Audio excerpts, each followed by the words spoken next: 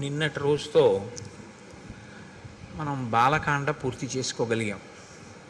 శ్రీరామాయణ అంతర్గతమైనటువంటి బాలకాండ పూర్తి చేసి ఈనాడు అయోధ్యకాండలోకి ప్రవేశిస్తున్నాం. వాల్మీకి మహర్షి ఆ కాండలకి ఆ పేర్లు ఉంచడం వెనక శ్రీరామాయణానికి సంబంధించినటువంటి కథా విశేషాన్ని వివరణ చేస్తున్నటువంటి పరిస్థితిని బట్టి ఆ కాండలకు ఆ పేర్లు ఉంచారు. అయోధ్యకాండ అంటే ప్రధానంగా అయోధ్యానగరంలో జరిగినటువంటి ఇతివృత్తం. అదేమిటి? శ్రీరామాయణం రామచంద్ర ప్రభు అయోధ్యలోనేగా ఉండాలి. మిథిలానగరంలో సీతారాములకి వివాహం అయితే వాళ్ళ తర్వాత ఎక్కడ ఉండాలని మనం కోరుకోవాలి? అయోధ్యలోనే ఉండాలి. ఆయన అయోధ్యనే పరిపాలించాలి. ఆయన అయోధ్యనే పరిపాలిస్తే ఇంకా ఆయన నరుడిగా రావడం అనవసరం. ఎందుకని అంటే ఆయన వచ్చిన అవతార ప్రయోజనాలు రెండు: ఒకటి రావణ వధ, రెండు మనుష్యుని యొక్క గొప్పతనాన్ని నిరూపించడం. ఇందులో మనుష్యుని యొక్క గొప్పతనాన్ని నిరూపించడంలో కొంత భాగం జరిగింది ఇప్పటికీ. మిగిలినటువంటిది రావణ సంహారం తర్వాత మళ్ళీ జరగాలి. ఎందుకంటే ఆయన మళ్ళీ రాజారాముడు కావాలి. కాబట్టి అయోధ్యలోనే ఆయన ఉండడు అన్నది సుస్పష్టం. అయోధ్యని విడిచిపెట్టవలసి ఉంటుంది కొంతకాలం. కాబట్టి ఇప్పుడు అయోధ్యని విడిచిపెట్టవలసి ఉంటుంది. కాబట్టి అయోధ్యని విడిచిపెట్టడానికి కావలసిన కారణం ఒకటి అయోధ్యకాండలోనే పుడుతుంది. కాబట్టి ఇప్పుడు అయోధ్యకాండ అని ఆయన పేరు పెట్టడంలో ఉన్నటువంటి రహస్యం అది. కేవలం అయోధ్యలో జరిగిన వృత్తాంతముతో ఉన్నది అయితే రామచంద్రమూర్తి రావణవధానంతరం తిరిగి వచ్చిన తర్వాత కూడా అయోధ్యకాండే అనాలి. కానీ అలా అనలేదు. రామాయణంలో బాలకాండ తర్వాత అయోధ్యకాండ అనడం వెనక ఉన్న రహస్యం ఏంటంటే సీతారాముల వివాహం అవడం అనేటటువంటిది శ్రీరాముడిగా రామచంద్రమూర్తిని లోకానికి పనికొచ్చేటటువంటి వ్యక్తిగా విశ్వామిత్రుడు అందించి తాను ఉత్తర దిక్కుకు వెళ్ళిపోయాడు. బాలకాండ అన్న పేరంటారా? బాలకాండ అనడానికి కారణం రాముని బాల్యాన్ని వర్ణించింది అని కాదు. ప్రధానంగా బాలుడు అంటే అందుకే గణపతిని ఎప్పుడూ కూడా బాలుడిగా చెప్తారు తప్ప గణపతికి, సుబ్రహ్మణ్యుడికి, వీళ్ళకి యవ్వనంలో ఉన్నవాళ్ళు, వృద్ధాప్యంలో ఉన్న వాళ్ళ కింద చెప్పరు. అసలు ఎప్పుడు బాలుడి కిందే చెప్తారు. బాలుడి కింద ఎందుకు చెప్తారో తెలుసా అండి? బాలుడి కింద చెప్పడానికి ఒక లక్షణం చెప్తారు పెద్దలు. ఇప్పుడు కోపం వస్తుంది పిల్లాడికి, ఏదో నాన్నగారు కాజా ఇవ్వలేదు, కోపం వస్తుంది. ఆ కోపం ఎంతసేపు ఉంటుంది అంటే మనం చెప్పలేము. 2 నిమిషాలు 3 నిమిషాలు ఉంటుంది, పోతుంది. పోయి మళ్ళీ నాన్నగారండి నాన్నగారండి అని వాడే వచ్చేస్తాడు. ఇందాక కోపపడ్డావు కదరా అంటే అసలు ఆ కోపపు ఛాయి కూడా వాడి మనసులో ఉండదు. వాడు నవ్వుతాడు అంతే. వాడికి ఏం జ్ఞాపకం కూడా ఉండదు. నిన్న నాన్నగారు కాజా తేలేదు, నేను నాన్నగారి మీద కోపం పెట్టుకున్నానన్న విషయం కూడా వాడి స్మృతిలో ఉండదు. అంతగా బాలురు ఎలా ప్రవర్తిస్తారో అలా మనం చేసేటటువంటి తప్పిదములను మన్నించి మన కార్యములకు విఘ్నములను తీసేస్తారు. కాబట్టి విఘ్నేశ్వరుడు బాలుడు, విశ్వామిత్రుడు బాలుడు.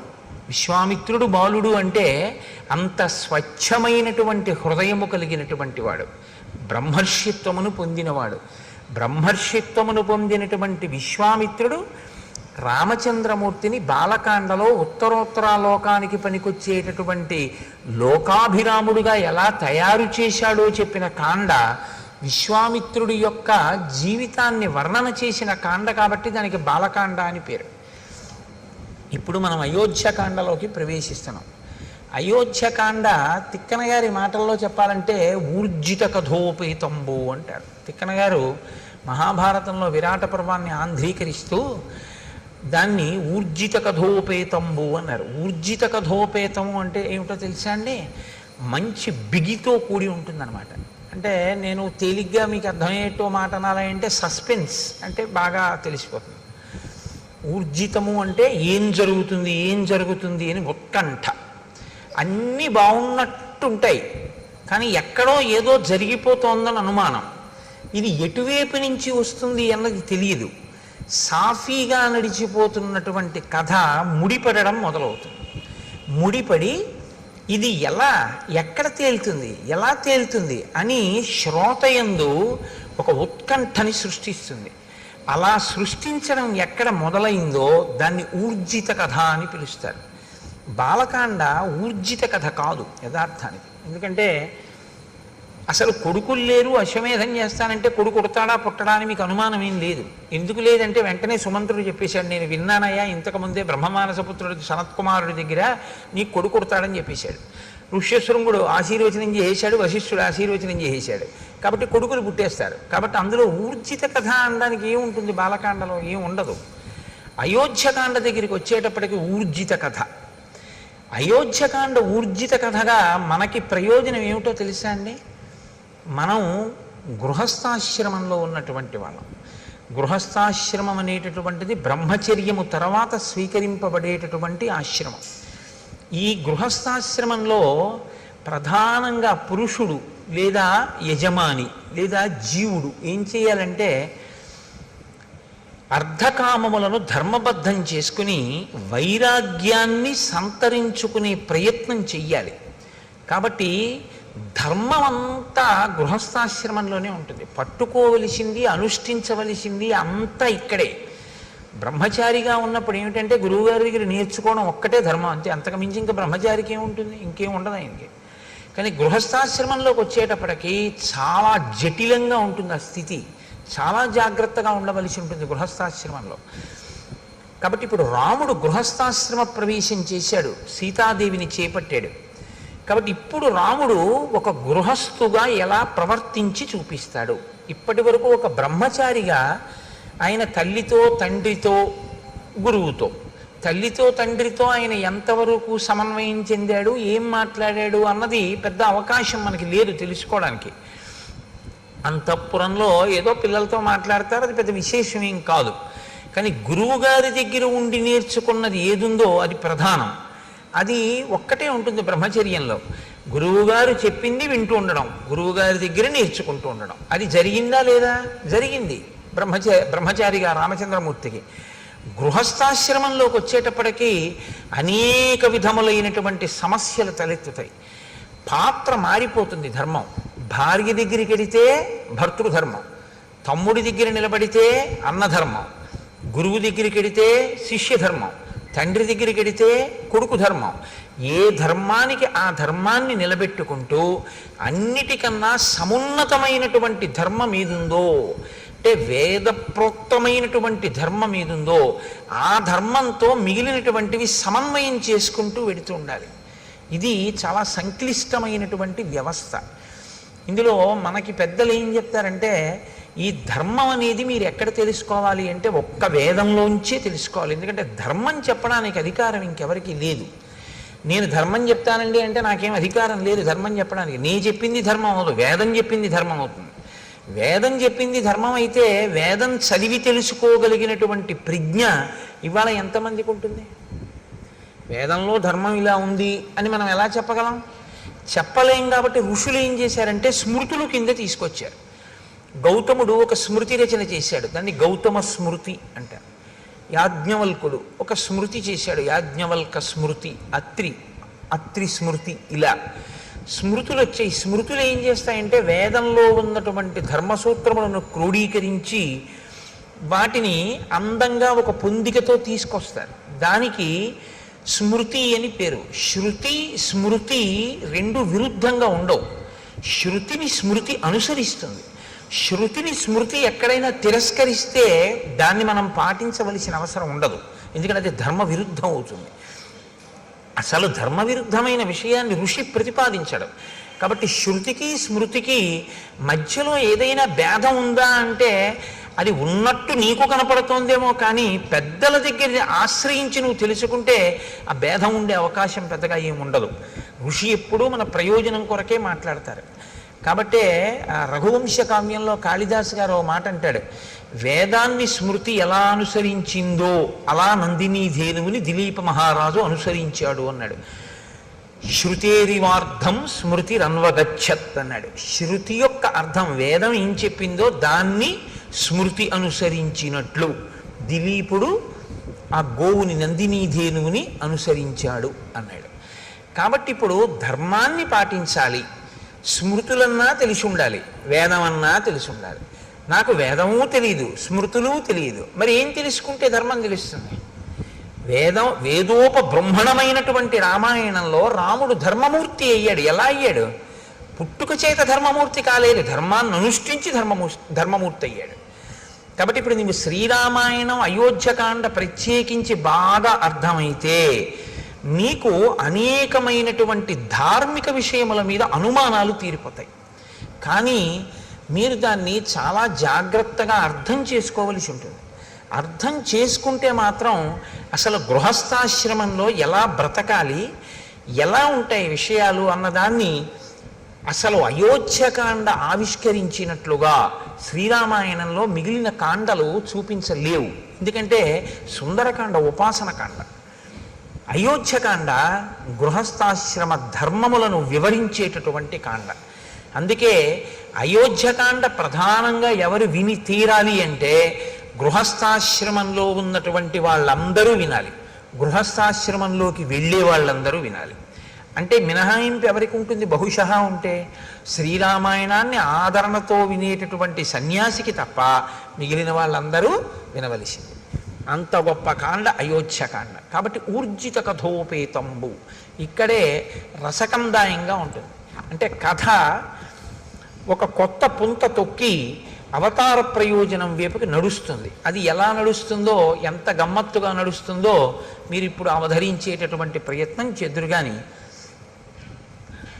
నిన్నటి రోజున మీతో నేను ఒక మాట అని పూర్తి చేశాను. అన్ని ఋతువుల యందు సుఖములను అనుభవించారు సీతారాములు అంటూ నేను బాలకాండని పూర్తి చేశాను. అన్ని ఋతువుల యందు సుఖమును అనుభవించుట, ఈ మాట కొంచెం జాగ్రత్తగా మీరు పట్టుకోవాలి. మీకు సుఖంగా ఉందా అండి అంటుంటారు. ఈ ఫ్యాన్ పెట్టి మీకు సుఖంగా ఉందా అండి అంటారు. అంటే మీరు బాగా గుర్తుపెట్టుకోండి, అది ద్వంద్వము అని గుర్తు. ఖ అంటే ఆకాశం, సంస్కృతంలో ఖ అంటే ఆకాశం. ఆకాశానికి మార్పు ఏమి ఉండదు అసలు, అది ఎప్పుడు అలాగే ఉంటుంది. దానిలో మబ్బులు వచ్చాయనుకోండి, మీకు ఇప్పుడు ఆకాశము మేఘావృతమైంది, ఆకాశంలో మబ్బులు తొలగిపోయాయి అనుకోండి, ఆకాశము నిర్మలంగా ఉంది. ఆకాశం ఏమైనా మారిందా? ఆకాశం ఏం మారలేదు. మబ్బులు కమ్మాయి, మబ్బులు పోయాయి. ఖ అంటే ఆకాశం, సు ఖ అంటే మనస్సు, ఖ అంటే ఆకాశం, సు ఖ అంటే బాగున్నట్టు నీకుంటే సుఖ. ఆ సు కాసేపటికి బాగుండనట్టు అనిపిస్తే దుఃఖ. ఖ అలాగే ఉంది, ముందున్న సు మారింది, దు మారింది, అంతే. ఇది పట్టుకోవడమే వైరాగ్యం వైపు వెళ్ళడానికి మొదటి మెట్టు. ఎందుకంటే సు ఎప్పుడూ సుగా ఉండిపోయింది అనుకోండి, సత్యమై కూర్చుంటుంది. అంటే మీకు నేను ఉదాహరణ చెప్పాలి అంటే, నేను అయోధ్యకాండ రాత్రి 11 అయినా చెప్తున్నాను అనుకోండి, మీకు సు దు అవుతుంది. ఎందుకంటే 6:30కి మొదలెట్టింది బాగుంటుంది, 8:30 తర్వాత కొంచెం సు చెరగడం మొదలవుతుంది. 10 అంటే నాకు మీ విషయంలో అలా అనిపించట్లేదు, ఎందుకంటే ఎంత చెప్పినా వింటున్నారు. రాత్రి 12కు కూడా నేను చెప్పడం మొదలెట్టాను అనుకోండి, ఏమో దు అవుతుందేమో, దేవుడు వీడి వదిలిపెట్టడా ఏమిటి మన్నని. కాబట్టి అప్పటి వరకు బాగున్నది అప్పుడు ఎందుకు బాగోలేదు అంటే, అప్పటికి కావలసినటువంటిది ఒకటి ఆవశ్యకమైపోయి దానికి ఇది ప్రతిబంధకం అయిపోయింది. అప్పుడు ఈ సు దు అవుతుంది. ఈ సు దు రెండు తీసేసి ఖాగా ఉండిపోయాడు అనుకోండి, వాడే జ్ఞాని, అంతే. ఇది మీరు పట్టుకోవడంలోనే ఉంటుంది. కాబట్టి అన్ని ఋతువులలోనూ సుఖం అనుభవించేది అంటే, ఆయా ఋతువులలో ఏది తీసుకుని ఎలా ఉంటే సంతోషంగా ఉంటుందో అలా వాళ్ళు ఉన్నారు. శీతాకాలంలో ఏసీ వేసుకు పడుకున్నాడు అనుకోండి, పిచ్చాడు అనుకుంటారు. వేసవి కాలంలో ఏసీ వేసుకు పడుకుంటే సుఖంగా ఉందంటాడు. అంటే ఏ ఋతువులో దేన్ని వాడుకుంటే మనసుకి సంతోషంగా ఉంటుందో అలా వాళ్ళు గడిపారు. అంటే సీతారాములు సంతోషంగా ఉన్నారా? మీకు అనుమానమా? అన్ని ఋతువులలోనూ సంతోషంగా ఉన్నారంటే 365 రోజులు సంతోషంగానే ఉన్నారు. ఇప్పుడు ఈ సంతోషానికి అడ్డేదైనా వచ్చిందనుకోండి, బాగా గమనించండి నేను చెప్పే మాటని. ఇప్పుడు ఈ సంతోషానికి అన్ని ఋతువులలో సీతారాములు సంతోషంగా ఉన్నారు. ఇప్పుడు సీతారాములు అడవికి వెళ్ళిపోతారు. పెద్ద విచిత్రం ఏంటంటే, మీకు తెలియదా నాకు తెలియదా, నేను దాచిపెట్టవలసిన అవసరం ఏముంది అందులో, నేను దాచిపెడితే మాత్రం మీకు తెలియదా? అడవికి వెళ్ళిపోయారు. అడవికి వెళ్ళిపోతే మీరు నేను ఏం చేస్తామంటే ఇలా వేళ్ళు విరిచి అయ్యయ్యయ్యో ఎంత పని చేసిందండి మందర, ఎంత పని చేసిందండి కైకమ్మ, రాముడు అడవికి వెళ్ళిపోయాడు, పాపం ఎంత కష్టపడుతున్నాడో అంటాం. ఆయనకి అది సూ కాదు, దూ కాదు, ఆయన అందుకని నవమి నాడు పుట్టాడు. ఆయన ఏమంటాడంటే, మా నాన్నగారిని సత్యంలో నిలబెట్టి నా ధర్మాన్ని నేను పోషించాను కాబట్టి నాకు సంతోషం అంటాడు. మీకు దుఃఖంలా కనపడుతున్నది రాముడికి దుఃఖం కాదు. అది రాముడికి దుఃఖం అయితే రామాయణం నేను చెప్పక్కర్లేదు, మీరు వినక్కర్లేదు. ఆయనకి ధర్మం కావాలంతే. ధర్మం పట్టుకుని ఉంటే ఆయనకి సంతోషం. ధర్మం వదిలేశాడో రాముడు, అది ఆయనకి ఇబ్బంది. అందుకే అసలు వదలడం. ఎప్పుడైనా వదిలిపెడతాడేమో అన్నట్టు అనిపిస్తుంది ఒక్కొక్కసారి, కానీ వదలడం, దాన్ని పట్టుకుంటాడు. ఇది మీరు రామపాత్ర వైపు నుంచి పట్టుకోవాలి. కదలని రాముడు కదలకుండా ఉన్నా కదిలిపోతున్న పాత్రలు ఎన్నున్నాయో పట్టుకోవడం రామాయణం. కదలని రాముడు కదలకుండా ఉన్నాడు, కదులుతున్నవన్నీ కదలని దాన్ని ఆశ్రయించి కదులుతున్నాయి. మీరు గమనించండి, బండి కదులుతుంది. బండి కదలాలంటే దేన్ని ఆధారం చేసుకుని కదులుతుంది? చక్రాలను ఆధారం చేసుకుని కదులుతున్నాయి. చక్రాలు దేనికి బిగింపబడి ఉంటాయి? ఒక ఇరుసుకుంటాయి. ఇరుసలా ఉండి చక్రాలు తిరుగుతూ ఉంటాయి. ఒక తిరగనిది తిరుగుతున్న దాని మీద ఉంటుంది. కదలని బండి కదులుతున్న చక్రాల మీద ఉంటుంది. కదులుతున్న చక్రాల వల్ల బండి కదులుతూ ఉంటుంది తప్ప అసలు అది కదలదు. లేదా కదలని దాన్ని ఆధారం చేసుకుని కదులుతూ ఉంటాయి చక్రాలు. అప్పుడు మీరు ఇరుసు కదలటం లేదు, చక్రాలు బిగింపబడి ఉన్నాయి అనుకుంటే. అలా లోపల కదలని రాముణ్ణి ఆధారం చేసుకుని కదిలిపోతున్న పాత్రలు కదిలిపోవడం మొదలవుతాయి అయోధ్యకాండ నుంచి. ఇంకా ఇది అయోధ్యకాండ నుంచి మీరు ఆ కోణంలో చూడవలసినటువంటి ఒక దృక్కోణం రామాయణాన్ని. అందుకని ఈ కదలికని చూపించడం గచ్చతా, కదులుతున్నాయి. ఇక నుంచి నువ్వు జాగ్రత్తగా కదులుతున్నాయంటే కదలనిదేది, కదులుతున్నదేవి, ఇది చూడటం నేర్చుకో. ఇది వాల్మీకి హృదయం. గచ్చత అని మొదలెట్టారు ఆయన. గచ్చత అంటే వెళ్ళిపోయెను, వెడలిపోయెను అన్న మాటతో మొదలు పెట్టారంటే ఇది కదలిక. వెళ్ళడం అంటే కదలిక కదండి. ఈ కదలిక ఏ కదలని దాన్ని ఆధారం చేసుకుని కదలడం మొదలు పెట్టాయన్నీ. ఇది నువ్వు పట్టుకోగలిగితే కదలని వాడెవడో, దేని వలన కదలడో నువ్వు పట్టుకోగలవు. ఇది అయోధ్యకాండలో మీరు చాలా జాగ్రత్తగా పరిశీలించాలి. అలా కదలకపోవడానికి కారణం ఏమిటంటే ఆయన పట్టుకున్న ధర్మం రాముడిది. ఇప్పుడు గచ్చతామాతులకులం భరతేన తదానఘ శత్రుఘ్నో నిత్యశత్రుఘ్నో నీత ప్రీతి పురస్కృత.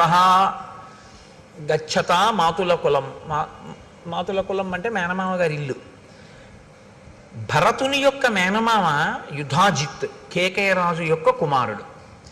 యుధాజిత్ పెళ్లికే వచ్చాడు. జనక మహారాజు గారి యొక్క నగరానికి, మిథిలా నగరానికి వచ్చాడు. వచ్చి పెళ్ళి అయిపోగానే భరతుణ్ణి శత్రుఘ్నుణ్ణి నేను తీసుకెళ్తానని అడిగాడు. లేదా భరతుణ్ణి అడుగుతాడు కదండి, శత్రుఘ్నుణ్ణి అడగాడు. ఎందుకంటే భరతుడు కదా మేనల్లుడు.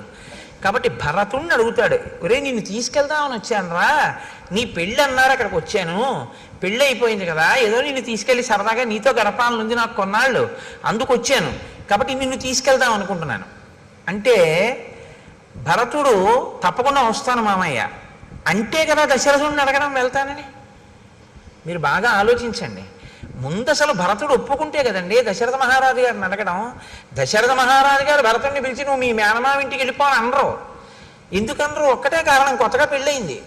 తన భార్యతో కలిసి వచ్చాడు అయోధ్యకి, మాండవితోటి. శత్రుఘ్నుడు శృతకీర్తితో వచ్చాడు.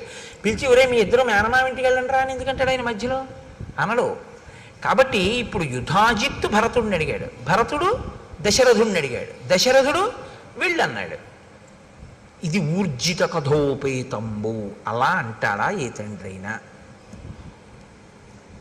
ఇప్పుడేమిట్రా మేనమామ ఇంటికి, మొన్ననే కదా పెళ్ళయింది, కొత్తగా నలుగురు వచ్చారు, కోడళ్ళు, ఏదో సంతోషంగా ఉన్నాం కదా, ఇప్పుడు నువ్వు వెళ్ళిపోతానంటే ఏమిటి? పైగా మీరు ఆలోచించండి, భరతుణ్ణి దశరథుడు పంపించేశాడు అనుకోండి. బాగా ఆలోచించండి మీరు. భరతుణ్ణి సరే వెళ్ళు మేనమామ ఇంటికి అన్నాడు. రాముడు సీతమ్మతో, లక్ష్మణుడు సుమిత్రతో, శత్రుఘ్నుడు శృతకీర్తితో అక్కడే ఉంటారు. కొడుకు కోడలు కూడా లేకుండా ఉండిపోయింది ఎవరై ఉంటారు? కైకమ్మ అయి ఉంటుంది. కైకమ్మ అంటే దశరథ మహారాజు గారికి మహా ఇష్టం, ముగ్గురు భార్యల్లో ప్రియపత్ని ఆయనకి. ఇప్పుడు ప్రియపత్ని దగ్గరికి ఆయన రోజు రాత్రి అక్కడికే వెడతాడు, పెద్ద భార్య దగ్గరికి కూడా వెళ్ళాడు. కౌసల్య చెప్పింది ఆ మాట. కైకమ్మ దగ్గరికి వెడితే కైకమ్మ ఏముంటుంది, ఏమండే వాడినేమో మీరు పంపించేశారు, ఇల్లు చిన్నపోయింది, కొడుకు లేడు కోళ్ళు లేదు, వాళ్ళిద్దరూ సంతోషంగా ఉన్నారు, నేను చూడండి ఎలా ఉన్నానో అంటుందా? అందా? కాబట్టి కైకమ్మను అడగకుండా సరే నువ్వు వెళ్ళిపో అంటాడా? అన్నాడు. భరతుడు ఏం చేశాడు? సరే మామయ్య నీతో వచ్చేస్తానని తను వెళ్ళిపోయాడు. వెళ్ళిపోతూ ఏం చేశాడు? శత్రుఘ్నుని తీసుకెళ్ళిపోయాడు. అసలు మొదటి శ్లోకంలో ఉందండి పట్టంతా అయోధ్యకాండలో. గచ్చతా మాతుల కులం భరతేన తదానగ శత్రుఘ్నో నిత్యశత్రుఘ్నో నీత ప్రీతి పురస్కృత. తీసుకెళ్ళేటప్పుడు ఎలా తీసుకెళ్ళాడు? శత్రుఘ్నుణ్ణి అత్యంత ప్రీతితో తీసుకెళ్ళాడు.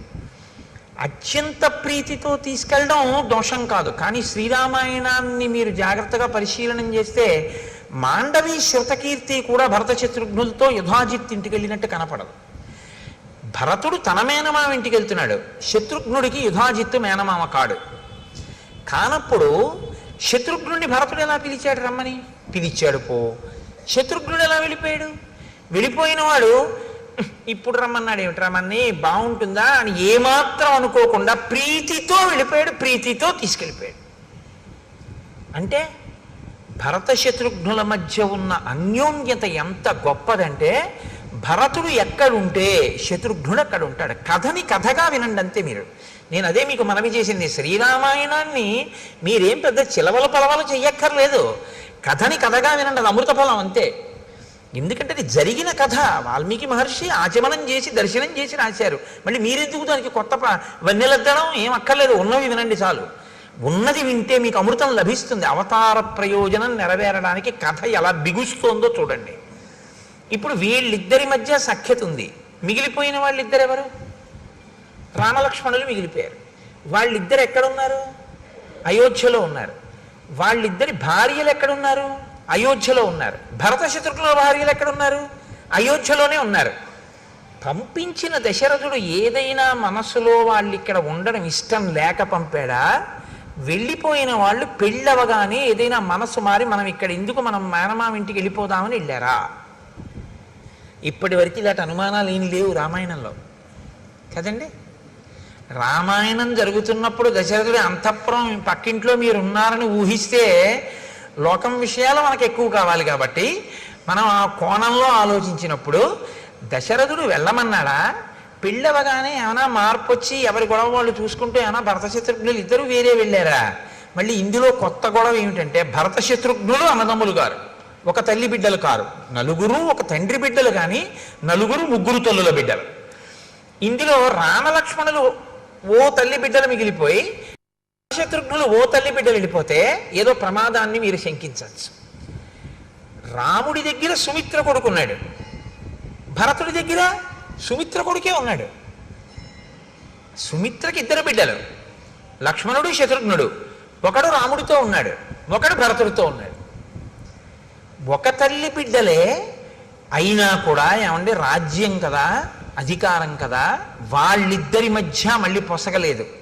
అందుకని ఒక ఆయన అటు చేరాడు, ఒక ఆయన ఇటు చేరాడు అనుకుందామా? అలా అనుమానం ఏమైనా ఉందా మీకు? ఊర్జిత కథోపేతంబో, ఆ కదలికలోనే ఎన్ని కదలికలు వచ్చాయో చూడండి ఆలోచనలు.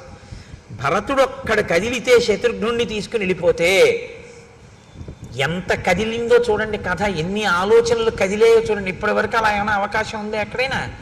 లేదు. ఇంకిక్కడి నుంచి అన్నీ కదులుతుంటాయి లోపల. కాబట్టి ఇప్పుడు ఆ వెంటనే మహర్షి అంటారు, మాతులే నాశ్వపతిన చేత భరతుడు శత్రుఘ్నుణ్ణి కూడా తీసుకుని వెళ్ళినా భరతుడి మేనమామ అయిన యుధాజిత్తు వీడు కూడా ఎందుకు వీడితోటన్న భావన ఆయనకేం లేదు.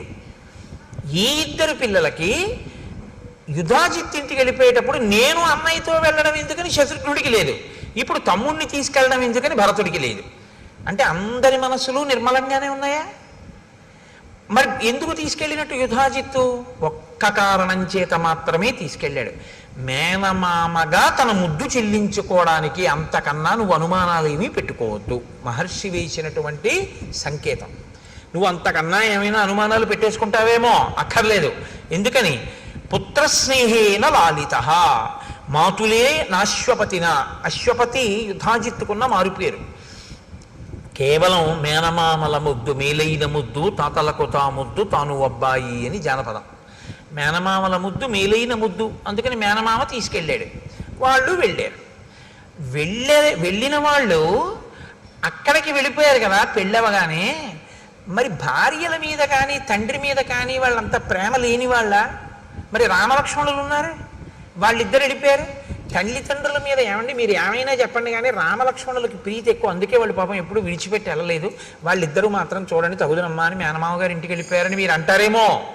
వెంటనే మహర్షి అంటారు, సర్వ ఏవతు తస్యేష్టా చత్వారః పురుషర్షభాః స్వశరీరాబ్దినిర్వృత్తాః చత్వార ఇవ బాహవః. దశరథ మహారాజు గారికి రామ లక్ష్మణ భరత శత్రుఘ్నులు నలుగురి యందు ఉన్నటువంటి ప్రీతి ఎటువంటిదంటే, తన శరీరములోనే ఉన్నటువంటి ఉత్పన్నమైన 4 బాహువుల యందు తనకి ఎలా సమానమైన ప్రేమ ఉంటుందో దశరథుడికి కూడా అలాగే నలుగురు కొడుకుల మీద సమానమైనటువంటి ప్రేమ ఉన్నది. అంతే తప్ప భరత శత్రుఘ్నుల మీద తక్కువ ప్రేమ, రామలక్ష్మణుల మీద తక్కువ ప్రేమ అలా ఏం ఆయనకి లేదు. ఆయన మేనమామ పిలిచాడు, పంపించాడు. రామలక్ష్మణులు ఉన్నారు. శత్రుఘ్నుడు ఎప్పుడు భరతుడిని విడిచిపెట్టి ఉండడు, వెళ్ళిపోయాడు. లక్ష్మణుడు రాముడిని విడిచిపెట్టి ఉండడు, రాముడితో పాటు అంతఃపురంలో ఉండిపోయాడు. అంతవరకే. కాబట్టి భ్రాతరం స్మరతాం వీరో వృద్ధం దశరథం నృపం. వెళ్ళిన భరత శత్రుఘ్నులు ఎప్పుడూ దశరథ మహారాజు గారిని తలుచుకుంటూ ఉంటారు. ఎందుకు తలుచుకుంటూ ఉంటారు అంటే, నాన్నగారు పెద్దవారు అయిపోయారు, అది కారణం. వృద్ధం, అరే నాన్నగారు పెద్దవారు అయిపోయారే, మనం మామయ్య ఇంటికి వచ్చాం, సంతోషంగా గడుపుతున్నాం.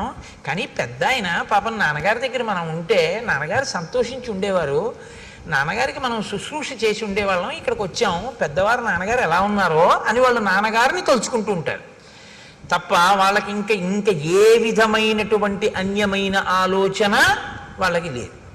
దశరథుడికి ఉన్నట్టు కనపడదు, యుధాజిత్తుకి లేదు, రామలక్ష్మణులకి లేదు, కానీ కదిలారు. కదలిక మాత్రం సంభవించింది. తేషామపి మహాతేజ రామో రతికరపితు స్వయంభూరివ భూతానాం బభూవ గుణవత్తరః. ఈ అంతఃపురంలో రామలక్ష్మణులు ఉన్నప్పుడు దశరథ మహారాజు గారు పరిపూర్ణమైనటువంటి తృప్తినే పొందుతున్నాడు. ఎందుకు పొందుతున్నాడు అంటే, నలుగురు కొడుకులైనా అందులో పెద్దవాడైనటువంటి రామచంద్రమూర్తి యొక్క గుణముల శోభ అటువంటిది. మహాతేజ, గొప్ప తేజోవంతుడు. రామో రతికర పితు, తండ్రికి సర్వకాలముల యందు తృప్తిని కలిగించేటటువంటి మనస్తత్వం ఉన్నవాడు. స్వయంభూరివ భూతానాం బభూవ గుణవత్తరః. ఆయన పరాక్రమశాలి, పైగా అందరి చేత కూడా అన్ని భూతములకు కూడా ప్రీతిపాత్రుడు. అటువంటి రాముడు అంతఃపురంలో ఉన్నాడు. సహి రూపోపపన్నశ్చ వీర్యవాననసూయకః భూమా వనుపమ సూను గుణైర్దశరథోపమః. ఆయన గొప్ప రూపవంతుడు రామచంద్రమూర్తి, వీర్యవంతుడు. వీర్యవంతుడు అన్న మాటని మీరు కొంచెం జాగ్రత్తగా అర్థం చేసుకోవాల్సి ఉంటుంది. వీర్యవాన్ అని సంస్కృతంలో ఎందుకంటారంటే, వీర్యవాన్ అంటే అర్థం ఏంటంటే, శత్రువులతో యుద్ధం చేసేటప్పుడు తాను లోపల ఏ విధంగానూ నీరసపడకుండా, అంటే 1000 మంది వచ్చి మీద పడ్డారనుకోండి, కొట్టేస్తే మళ్ళీ 1000 మంది వచ్చారనుకోండి, ఇలా ఎంతసేపు యుద్ధం చేయని, ఇలా వచ్చి మీద పడుతూనే ఉన్నారని లోపల తాను కుందకుండా ఎంతో ప్రీతితో రెట్టించిన ఉత్సాహంతో లోపల తనని తాను నిలబెట్టుకుంటూ ఎదుటివాడితో పోరాటం చెయ్యగలిగినటువంటి వీరుణ్ణి వీర్యవాన్ అని పిలుస్తారు. కాబట్టి అటువంటి వీర్యవంతుడైన, అనసూయక, ఇతరుల మీద అసూయతో ఉండేటటువంటి లక్షణం ఉన్నటువంటి వాడు కాడు. భూమా అనుపమ సూను, ఈయన పోల్చి చెప్పడానికి వీలు లేనటువంటి కుమారుడు. గుణైర్ దశరథోపమః, దశరథుని యొక్క కుమారుడైనటువంటి రామచంద్రమూర్తి అన్ని గుణముల చేత శోభించి అందరి యొక్క మన్ననలను పొంది ఉన్నాడు. అంటే ఇప్పుడు మీరు ఒక విషయాన్ని గుర్తుపెట్టుకోవాలంటే, రాముడు పుట్టినప్పుడు ఇవన్నీ చెప్పారు కదా, ఇప్పుడు ఎందుకు చెప్తున్నారు ఇప్పుడు మళ్ళీ అయోధ్యకాండలో? ఇది మహర్షి ఊరకనే చెప్తున్న మాటలు కావు. ఇప్పుడు రాముడు పెద్దవాడయ్యాడు, ఇప్పుడు రాముడు యవ్వనంలో ఉన్నాడు, ఇప్పుడు రాముడు గృహస్థాశ్రమంలో ఉన్నాడు, ఇప్పుడు రాముడు భార్యాయుతుడై ఉన్నాడు, ఇప్పుడు రాముడు పెద్దవాడయ్యాడు. పెద్దవాడైనటువంటి రాముడు తన గుణముల చేత ప్రజలతోటి ఏమనిపించుకుంటున్నాడు? పెద్దవాడైన రాముడు గురువుల యొక్క హృదయంలో ఎలా ఉన్నాడు? పెద్దవాడైన రాముడు బ్రాహ్మణుల యొక్క హృదయంలో ఎలా ఉన్నాడు? పెద్దవాడైన రాముడు విద్వాంసుల హృదయంలో ఎలా ఉన్నాడు? పెద్దవాడైన రాముడు ఏమీ తెలియనటువంటి ఆడవాళ్ళ యొక్క మనసులలో ఎలా ఉన్నాడు? ఆడవాళ్ళ మనసులలో అన్న మాట నేను ప్రత్యేకంగా ఎందుకంటున్నానంటే, వాళ్ళు కేవలం ఇంటికి పరిమితమై కేవలం భర్తని అనుగమించేటటువంటి పాతివృత్యము కలిగినటువంటి స్త్రీలు కాబట్టి అసలు పరపురుషుడి గురించి ఆలోచనే ఉండదు. అటువంటి వాళ్ళు తన భర్త తన బిడ్డల గురించి మాత్రమే ఆలోచించే లక్షణం ఉండేటంతగా శుద్ధమైన మనస్సుతో ఉండేటటువంటి తరుణ వయస్సులో ఉన్న స్త్రీలు, అంటే యవ్వనంలో ఉన్నవారు వృద్ధులైన వారు కూడా రాముడి గురించి ఏమనుకుంటుంటారు. ఇది రాముడు యవ్వనంలోకి వచ్చే లోపల గెలుచుకున్న మనసుల యొక్క స్థితి. ఎంతమందితో ఆయన సమన్వయమయ్యాడో, ఎంతమంది మనసు చూరగొన్నాడో, ఎంతమంది మనసు చూరగొనలేకపోయాడో మీరు చూడాలి. ఎందుకంటే మీరు ఒకటి చూడండి, లోకంలో ఏ ఒక్కడు అందరి మనసు చూరగొనడం అనేటటువంటిది సంభవం అయ్యే విషయం ఎప్పుడూ కాదు, ఎప్పుడూ కాదు, రాముడికి కూడా కాదు. మీరు చాలా జాగ్రత్తగా చెప్పాలి ఆ మాట. ఎందుకో తెలుసా? మహర్షి ఈ సర్గలో ఏం చెప్తారంటే, రాముణ్ణి మెచ్చుకోని వాడు లేడు అని చెప్తారు. కొన్ని సర్గలు దాటగానే ఎవ్వరికీ కనపడనన్ని అవగుణములు మందరికి కనపడ్డాయి. అంటే ఉన్నదా లేదా ఒక్కతైనా? ఆ తర్వాత ఆయన వల్ల భయపడవలసిన స్థితిగా కైకమ్మకి కనపడింది. ఒకరిద్దరయ్యారా లేదా? కాబట్టి మీ ప్రయత్నంతో మీరు గెలుచుకోవడం సాధ్యం కాదు. మీ మంచితనాన్ని అర్థం చేసుకోగలిగిన స్థితి కూడా లోకానికి ఉండాలి. అప్పుడు మీరు అందరితో మంచివారు అనిపించుకుంటారు. కానీ నేను ఏ తప్పు చేశానని నన్ను చెడ్డవాడన్నాడండి అని మీరు బాధపడకూడదు. ఎందుకంటే అది వాళ్ళ సంస్కారం, అంతే. మీరేం చేస్తారు దానికి? రాముడు అంత జాగ్రత్త తీసుకున్నాడు. ఊరుకున్నాడా రజకుడు? ఎక్కడో ఏడాది పాటు సీతమ్మ తల్లిని రావణాసురుడు కొలువుకూటంలో ఉన్నదాన్ని తీసుకొచ్చి ఏలుకున్నటువంటి వెర్రి రాముడు నేను అటువంటి వాణ్ణి కానన్నాడు. అన్నాడా లేదా? అగ్ని పరీక్ష చేస్తే మాత్రం ఊరుకున్నాడా? అనేవాడు అంటూనే ఉంటాడు. ఆ అన్నవాడు ఎన్నాళ్ళు అన్నాడని అడిగారు. పుర్రె మారిపోయిందేమో కానీ వాడికి ఆ వాచాలత్వం అలవాటు ఉండిపోయి ఆయన ద్వాపరయుగం వరకు అంటూనే ఉన్నాడు. ఆఖరికి కృష్ణుడు కనబడితే కూడా అన్నాడు. అంటే అప్పుడు పక్కనున్న బలరాముడు అన్నాడు, ఈ అలవాటు ఇవ్వాల్టిది కాదన్నాయా, నువ్వు రాముడుగా ఉన్నప్పటి నుంచి ఉందిరా తమ్ముడు, అప్పుడు ఇలాగే వాగాడు వదిన మీద. ఇక ఈ పుర్రె తనంత తాను మారదు, ఈ పుర్రె నువ్వు పగలగొట్టే అన్నాడు. అంటే అప్పుడు కృష్ణుడు పగలగొట్టేశాడు ఆ పుర్రె. అంత మౌఢ్యంతో ఉంటారు ఒక్కొక్కళ్ళు. కాబట్టి వాళ్ళకి మీరు మంచి అవ్వాలి అని మీరు కోరుకోకూడదు కూడా. మీరు ధర్మపదంలో ఉన్నారా లేరా? అంతేగాని నాకు 198 మందే మంచివారు అన్నారండి, 2 ఓట్లు రాలేదని దాని గురించి బాధపడిపోకూడదు. అలా ఉండదు లోకంలో. ధర్మాన్ని మీరు పట్టుకున్నారా లేదా అంతవరకు. కాబట్టి నతు నిత్యం ప్రశంతాత్మ మృదుపూర్వంతు భాషతే ఉచ్యమానోపి పరుషం నోత్తరం ప్రతిపద్యతే. రాముడి గురించి వినడం అంటే గృహస్థాశ్రమంలో ఉన్నవాడు నేర్చుకోవలసిన విషయాన్ని మీరు పట్టుకోవలసి ఉంటుంది. సతునిత్యం ప్రశాంతాత్మ, ఆయన ఎప్పుడూ ప్రశాంతమైనటువంటి స్థితిలో ఉంటాడు. ఇది కొంచెం మీరు జాగ్రత్తగా పట్టుకోవాలి. నేను ప్రశాంతంగా ఉన్నానండి, మీరు వచ్చి నన్ను తిట్టారు, నా మనసు పాడైపోయింది. ఇప్పుడు బాగా గుర్తుపట్టండి, నేను మీ తిట్లు పుచ్చుకోలేదు.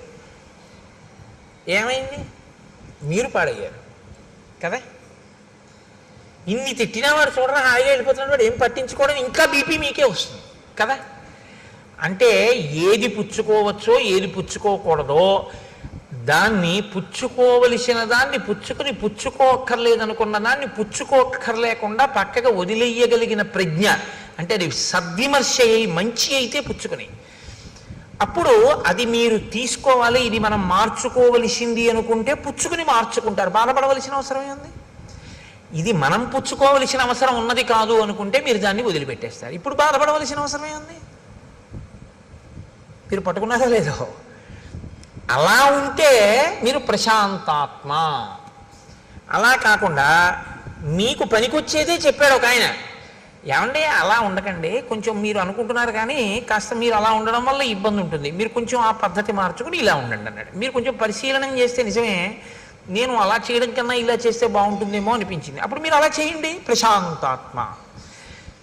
మీరు నాకు ఆయన చెప్పడం ఏంటి, నాకు ఆయన నన్ను ఆయన అలా అనడం ఏంటి అని పీక్కున్నారు అనుకోండి, అశాంతాత్మ, అశాంతి. ఇప్పుడు అది మనం పుచ్చుకోవలసింది లేదు, ఆయనకి తెలియదు పాపం, ఏం మాట్లాడాలో తెలియదు, కాబట్టి ఏదో మాట్లాడాలనుకుని మాట్లాడేశాడు అంతే. కాబట్టి దాని గురించి పెద్ద చింత లేదు, వదిలిపెట్టేసి అక్కడతో. ఇప్పుడు ప్రశాంతాత్మ కదా. ఇది మిమ్మల్ని బట్టి ప్రశాంతాత్మ కానీ పక్కవాడిని బట్టి ప్రశాంతాత్మ ఎప్పుడూ ఉండదు. అలా అయితే నేను ఏం చేయాలో తెలుసా అండి, అసలు మనిషి అన్నవాడు కనపడని చోటుకు పారిపోవాలి నేను ప్రశాంతంగా ఉండాలంటే. అది సంభవం అండి గృహస్థాశ్రమంలో. తెల్లారులేస్తే కొడుకుంటాడు, భార్య ఉంటుంది, బిడ్డలు ఉంటారు, పాలవాడు ఉంటాడు, పూలవాడు ఉంటాడు, ఉద్యోగానికి వెడతాం, అధికారులు ఉంటారు, అందరూ ఉంటారు, అందరితోటి సమన్వయం అవ్వాలి. అందరితోనూ సమన్వయం అవుతూ మీరు ప్రశాంతాత్మ. అలా ఉండాలంటే ఇది మీకు రావాలి, మీకు వస్తే మీరు ప్రశాంతాత్మ. రాముడు ప్రశాంతాత్మ, ఇది పట్టుకోండి బాగా. ఇప్పుడు రాముడు ఏది పుచ్చుకోవాలో అది పుచ్చుకుంటాడు, ఇది అక్కర్లేదని కూడా వదిలేస్తాడు. అందుకని ఆయన ఇప్పుడు అలాగే ఉంటాడు. ఉండని వాళ్ళు ఎవరంటే ఇన్నన్నా అలా ఉన్నాడని బాధపడేవాడు, ఇంత చెప్పినా మార్చుకోలేదని బాధపడేవాడు, లేకపోతే నీ చెప్తే మార్చుకున్నాడని పొంగిపోయేవాడు. మీరు పట్టుకున్నారో లేదో. ఆయన మార్చుకున్నాడండి, ఆయనండి నీ చెప్తేనే మార్చుకున్నాడని వీడు పొంగిపోయాడు. ఇప్పుడు పొంగు వీడిది, ఆయన ఏం లేదు, ఆయన ప్రశాంతాత్మ. నీ చెప్పానండి, ఆయన వినలేదు, వీడు కుంగిపోయాడు, కుంగిపోయింది వీణ, ఆయనకేం లేదు, ప్రశాంతాత్మ. పొంగు కుంగు నీకొస్తున్నాయి, ఆయనకేం లేదు. రామాయణంలో కదలికలు ఇలా ఉంటాయి, కదలని వాడెవరు, ఇది ఎంత గుంభనంగా చెప్తాయో చూడండి శ్లోకాలు. ఇది రాముడికా మీకు కూడానా? మీకు కూడా. రక్తపోటు ఎందుకు వచ్చింది అంటే ఆందోళన వలన. ఆందోళన వలన ఎందుకు వచ్చింది అంటే ప్రతి చిన్న విషయానికి కదిలిపోతాడు. అలా కదిలిపోకుండా ఉండాలంటే ఏమిటి మార్గం అంటే శ్రీరామాయణం ఒక పెద్ద మనస్తత్వ శాస్త్రము. మీకు ప్రశాంతంగా జీవితం చేసుకునేటటువంటి మార్గాన్ని శ్రీరామాయణం ఉపదేశం చేస్తుంది. అలా ఉండడానికి ఏం చేస్తూ ఉంటాడండి ప్రశాంతాత్మ? మృదుపూర్వంతు భాషతే, చాలా మృదువుగా మాట్లాడతాడు. అదేమి కఠినంగా ఉండదు ఆయన మాట్లాడితే. కానీ ఏమండి చాలా వ్యగ్రతతో లోపల కడుపులో మండిపోయి చెప్పవలసిన మాట చెప్పవలసి వస్తే ఎలా చెప్తాడు, ఏ కేకలేం వేయడైనా చక్కగా చెప్తాడు. నా సంకుచిత పంథాహ ఏనవాలి హతోగత అంటాడంతే. వాలి విడిపోయిన మార్గం మూసుకుపోలేదని సుగ్రీవుడికి చెప్పు అంటే, మాట వినకపోతే వాళ్ళ అన్నయ్య ఎటు వెళ్ళాడో అటు వెళ్ళిపోతాడని చెప్పు అంటే చచ్చిపోతాడని చెప్పు. చక్కగా మాట్లాడతాడు. ఎంత అందంగా మాట్లాడతాడో. ఎవరో సరే ఎందుకులేండి, ఇప్పుడు ఏదో రామాయణం మృదువుగా మాట్లాడేదానికి కఠినంగా మాట్లాడే ఉదాహరణ నేను చెప్పడం ఎందుకు. కాబట్టి మృదుపూర్వంతో భాషతే, మృదువుగా మాట్లాడతాడు. కాబట్టి ఆయన లోపల కదలడు. ఒకవేళ నిష్కారణంగా ఎవడో కటువుగా మాట్లాడితే మరి అప్పుడు ఏం చేస్తాడండి? ఉచ్యమానోపి పరుషం నోత్తరం ప్రతిపద్యతే. అవతలవాడు చాలా ఉద్రేకంగా మాట్లాడుతున్నాడు, ఇప్పుడు తాను కానీ మళ్ళీ మాట్లాడితే అది ఖచ్చితంగా ఉద్రేకానికే వెడుతుంది. అప్పుడు ఆయన మాట్లాడు, ఆయన మౌనంగా ఉంటాడు. ఆయన మౌనంగా ఉండి అవతల వాడిని బాగా మాట్లాడనిస్తాడు. ఎంత ఉద్రేకపడగలడో అంత ఉద్రేకపడనిస్తాడు. ఆయన నిశ్శబ్దంగా అవేం పుచ్చుకోడు. పుచ్చుకుంటే కదండి వచ్చిన బాధ. ఇప్పుడు నన్ను తిట్టాలని మీరు అనుకున్నారనుకోండి, అనుకుని నన్ను తిట్టేశారు, కానీ నేను అప్పుడు నిద్రపోతున్నాను. ఏమైనా ప్రయోజనం ఉందా? మీరు తిట్టారని కూడా నాకు తెలియదు. లేచుండి నేను పుచ్చుకోపోయినా అంతే. మీరు 1000 రూపాయలు ఇస్తే నేను పుచ్చుకోలేదనుకోండి, నేను ఆయనకి 1000 రూపాయలు ఇచ్చానండి అని మీరు అనగలరా? నేను పుచ్చుకుంటే కదా మీరు నాకు ఇచ్చినట్టు. మీరు తిట్టారు, మీరు తిట్టానని మీరు అనుకుని ఉద్రేకపడాలంతే, నేను పుచ్చుకుంటే కదా. ఇది రాముని యొక్క స్వభావం.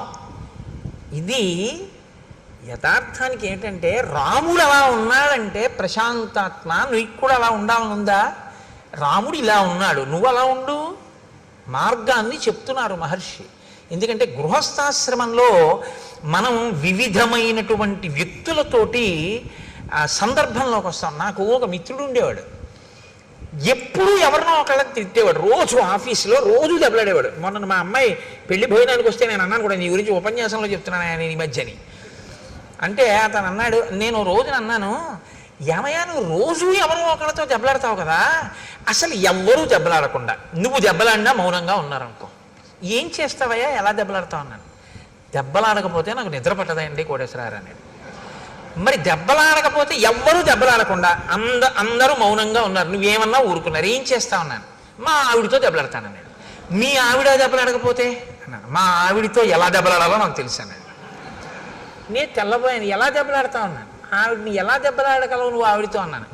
ఏముంది, ఇంటికి వెళ్ళి అడుగుతాను, ఉత్తరాలు ఏమైనా వచ్చాయా అని అడుగుతాను. వచ్చాయి అందనుకోండి. కన్యాదానం ఎందుకు చేశాడు మీ నాన్న?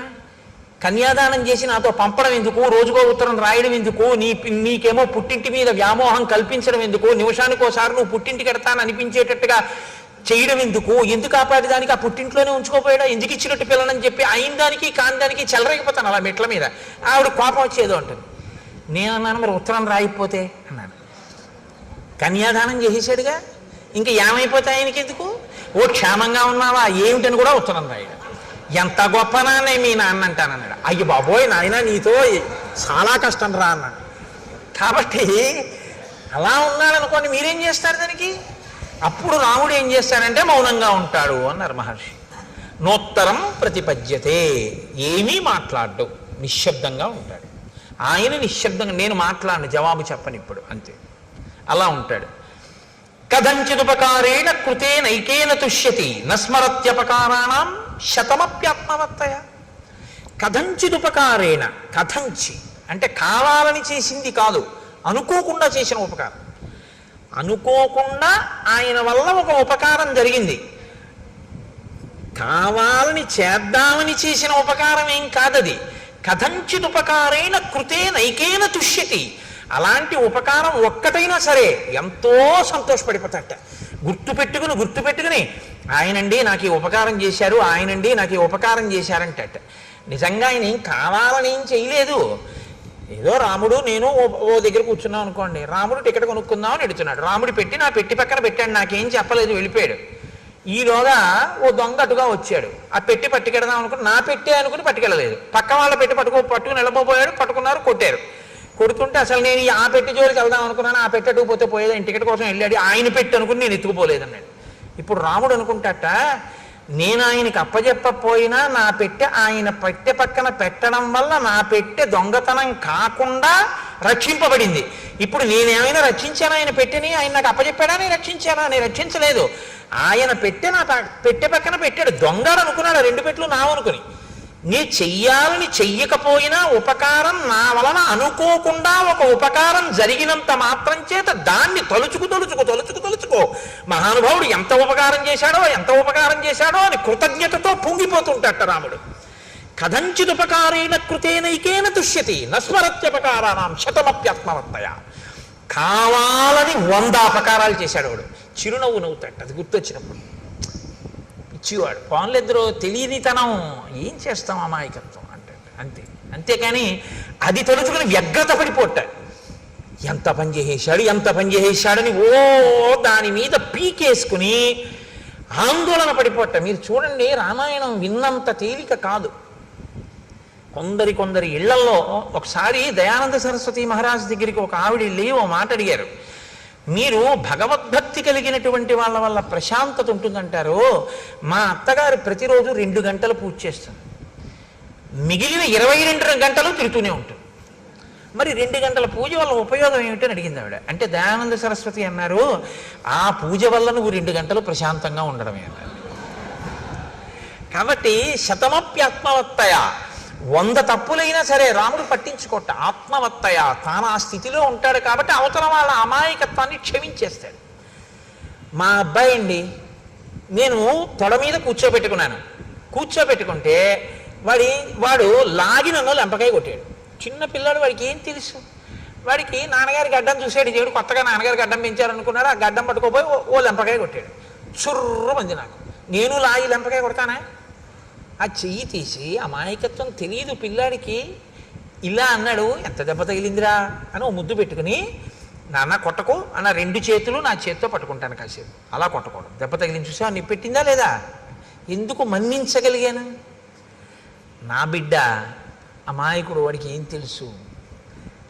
వాడికి ఏం తెలుసు పాపం, పోలేండి ఏదో వాడికి ఏం తెలుసు, ఏదో అలా చేశాడు అన్నారనుకోండి, మీరు ప్రశాంతంగా ఉంటారు. అవతల వాడి యొక్క అజ్ఞానము మన్నింపబడింది. అందుకే పెద్దలు ఏం చెప్తారంటే, 3 నీకు తెలిసి ఉంటే నీకు ఇబ్బంది ఉండదంటారు. లోకంలో నీతో సమానులు కనపడతారు, నీకన్నా అధికులు కనపడతారు, నీకన్నా తక్కువ వాళ్ళు కనపడతారు. ఈ 3 లేకుండా అసలు నువ్వు సమాజంలో తిరగడం కుదరదు. అసలు ఈ 3 విషయంలో మీరు లోపల ఏదైనా బయాస్ అంటారు ఇంగ్లీష్లో, అన్యథా మనసులో భావం ఉందనుకోండి, మీరు ఇమడలేరు, ఇబ్బంది పడిపోతారు. మీరు ఒక చోటికి వెళ్ళారంటే మీతో సమానులు ఉంటారు, మీకన్నా కింద వాళ్ళు ఉంటారు, మీకన్నా పై వాళ్ళు ఎప్పుడూ ఉంటారు. మీరు చదువుకుంటుంటే మీకన్నా బాగా చదివే వాళ్ళు ఉంటారు, మీతో సమానులు ఉంటారు, మీ అంత చదవలేని వాళ్ళు ఉంటారు. శాస్త్రం ఎప్పుడు ఏం చెప్తుందంటే, ఈ 3 పట్ల నిశ్చితాభిప్రాయం ఉండాలి నీకు. నీతో సమానులు గౌరవం, నీతో సమానులైనటువంటి వారి యందు ఆదరం ఉండాలి, ప్రేమ, కలిసి తిరిగేటటువంటి సుహృత్ సంబంధం ఉండాలి. నీకన్నా ఉన్నతులు గౌరవం ఉండాలి. మహానుభావుడు ఎంత సాధన చేశాడో, నాకన్నా అంత పైమెట్టు మీద నించున్నాడు, ఆయన్ని మనం చూసి నమస్కారం చేసి ఆయనలా మనం కూడా అవ్వాలని నువ్వు గౌరవించగలగాలి. నీకన్నా తక్కువ వాడు ఈశ్వరానుగ్రహంతో ఆయన వృద్ధిలోకి రావాలో కానుకున్నాడు. పాపం అంతగా తెలుసున్నవాడు కాడు, ఆయన వృద్ధిలోకి రావాలన్నారు. ఇప్పుడు మీరు గుర్తుపెట్టుకోండి, మీరు ఎవరితో సమన్వయం అవుతున్నారో ఆ 3 మెట్ల మీద ఉన్నవాళ్ళు కూడా సంతోషంగా ఉంటారు. మీకన్నా పైమెట్టు మీద ఉన్నవాడిని చూసి మీరు భరించలేకపోయారనుకోండి, ఎంత మంచిలోనూ అవగుణాన్ని తీస్తారు. ఇది లోకం యొక్క పోకడ అక్కడే వస్తుంది. ఆయన యందు ఉండదు, నీలో ఉంది ఆ భావన. ఆయన ఉన్నతిని నువ్వు తట్టుకోలేవు, అందుకని మాట్లాడతారు తప్పుగా. నీతో సమానుడు ఏంటి, నాకన్నా గొప్ప అంటాడు, నీకన్నా తక్కువ నైత్య భావన, వాడికి ఏం తెలుసండి అంటాడు. ఇప్పుడు వాళ్ళకేం అవ్వదు, వాళ్ళు అలాగే ఉంటారు. పాడైపోయేది ఎవరంటే నువ్వు. ఇది తెలుసుకుని ప్రవర్తించడం ఆత్మవత్తయా. ఇలా నువ్వు ఉండగలిగితే సమాజము నీ వలన ఆనందాన్ని పొందుతుంది. నువ్వు కూడా సమాజంలో ఎవరితో తిరుగుతున్నా సంతోషంగా ఉండగలుగుతావు. ఇప్పుడు మీరు చెప్పండి, రాముడు సమాజంలో ఈ 3 రకాలుగా ఉన్న వాళ్ళతోటి తిరిగాడని గుర్తు, అందరితోటి ఆయన సమన్వయం అయ్యాడు. కానీ అందరూ రాముడి పట్ల సంతోషంతో ఉన్నారు. ఎందుకని? ఇలా ఉండబట్టి. పెద్ద దోషం ఎక్కడొస్తుందంటే, ఇది నేర్చుకోవాలి. మీరు నేర్చుకోవలసిన అవసరం లేకుండా వచ్చేది ఏదంటే ఆ 3. నేను ఎప్పటికీ మర్చిపోను నా జీవితంలో ఒక సంఘటన. నేను విశాఖపట్నంలో ఉద్యోగం చేసే రోజుల్లో మా పక్క వాటాల్లో ఒక 5 ఏళ్ల పిల్ల ఉండేది, జ్యోత్స్న అని. అది పాలు తాగుతోంది. పాలు తాగుతూ వేడిగా ఉన్నాయని అక్కడ పెట్టి ఏదో అటు ఇటు తిరగబోయింది, దానికి కాలు తగిలి ఆ గ్లాస్ పడిపోయింది, ఆ పాలు ఉలికిపోయాయి. నేను అక్కడే ఉన్నాను. వాళ్ళ అమ్మగారు వచ్చారు, వచ్చి అదేంటే పాలు అలా వంపేశావు అన్నారు. అంటే నేను అన్నాను, లేదంటే పాపం చూసుకోలేదు, పాలు పడిపోయాను. ఆ పిల్లంది వెంటనే, కాదు పాలు పడిపోలేదు, నేనే తంతే పడిపోయాను. నేను అలా ఉండిపోయాను. అబద్ధానికి అలవాటు పడిపోయింది నా సంస్కారం. పాలు పడిపోతాయా? పాలు ఎందుకు పడిపోతాయి? నేను పాలు పడిపోయామ్మా అన్నాను. ఆ అమ్మాయింది, పాలు పడిపోలేదు, నేను తంతే పడిపోయాను. అంటే పసిపిల్ల కదండి. మీకు ఎందుకు విఘ్నేశ్వరుడు పసివాడో చెప్పాను చూశారు. పిల్లకి అలా చెప్పడం ఇష్టం లేదు, అది అబద్ధం కదా. పాలు పడిపోవడం ఏంటి? నేను తంతే పడిపోయాయి. పాలు పడిపోయా అంటాడు ఏంటైనా? పాలు పడిపోలేదు, నేను తంతే పడిపోయామ్మా అంది. నేను నిజంగా మీరు చెప్తే నమ్మరు, ఆశ్చర్యపోయాను. చదువుకున్నాం, సంస్కారవంతులం అయ్యామని మనకి జీర్ణమైంది. ఇది ఒక పసిపిల్లకి ఇంకా ఈ సంస్కారం అంటక ఉండిపోయిన సత్యగుణం, అది ఎంత తేడారా అనిపించింది నాకు. కాబట్టి కదంచిదుపకారీణ కృతేనైకేన తుష్యతి నస్మరత్యపకారాణం శతమప్యాత్మవత్తయ. బుద్ధిమాన్ మధురాభాషీ పూర్వభాషీ ప్రియం మద వీర్యవాన్న చ వీర్యేణ మహతా స్వేన విస్మిత. ఆయన బుద్ధిమాన్, చాలా బుద్ధి కలిగినటువంటి వాడు. మధురాభాషి, మాట్లాడేటప్పుడు చాలా మధురంగా మాట్లాడతాడు. అందుకని వినబుద్ధి వేస్తుంది. రాముడు మాట్లాడుతుంటే వినాలనిపిస్తుంది, మాటలు తీయగా ఉంటాయి.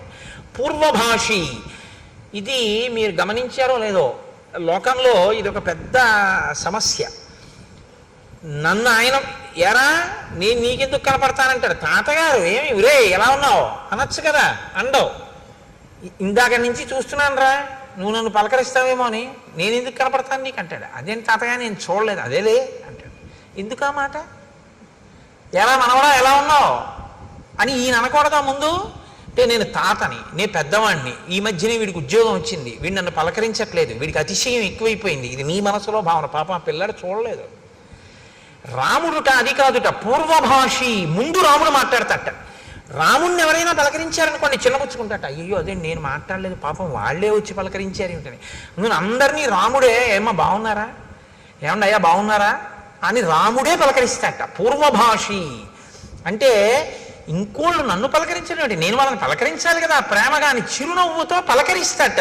హృదయ సంస్కారం అది. కాబట్టి పూర్వభాషి. అటువంటి రాముడు ప్రియం వద వీర్యవాన్న చ వీర్యేణ మహతా స్వేన విస్మిత. ఆయన అంత పరాక్రమం ఉండి కూడా, అటువంటి వీర్యవాన్ అయ్యుండి కూడా నేను వీర్యవంతుణ్ణి అని ఎన్నడూ కూడా అతిశయంతో అహంకారంతో ఉన్నవాడు కాడు. నచానృత కథో విద్వాన్ వృద్ధానాం ప్రతిపూజక అనురక్త ప్రజాభిశ్చ ప్రజాశ్చాప్యనురంజతే. ఆయన ఇదొకటి చాలా గొప్ప విషయాన్ని మీరు వినాలి. ఇది ఇవాల్టి రోజున చాలా మందిని పాడు చేసేటటువంటి పెద్ద సమస్య ఇదే. నచానృత కథో, ఆయన ఎన్నడూ కూడా అసత్యమాడేటటువంటి వాడు కాడు. ఆయన విద్వాన్, అన్నీ తెలుసున్నటువంటి వాడు. వృద్ధానాం ప్రతిపూజక, ఆయన వృద్ధులైనటువంటి వాళ్ళని, జ్ఞానమున్న వాళ్ళని పూజించేటటువంటి లక్షణం ఉన్నవాడు. అనురక్త ప్రజాభిశ్చ, ప్రజల యందు అనురాగం ఉన్నవాడు, ప్రజల చేత ప్రేమింపబడినవాడు. అన్నిటికన్నా గొప్ప విషయం ఏమిటో తెలుసా అండి? నా శ్రేయసిరతో విద్వాన్ నవిరుద్ధ కదారుచి. ఆయన ఎప్పుడూ కూడా నా శ్రేయసి రతో విద్వాన్ న విరుద్ధ కదారుచి.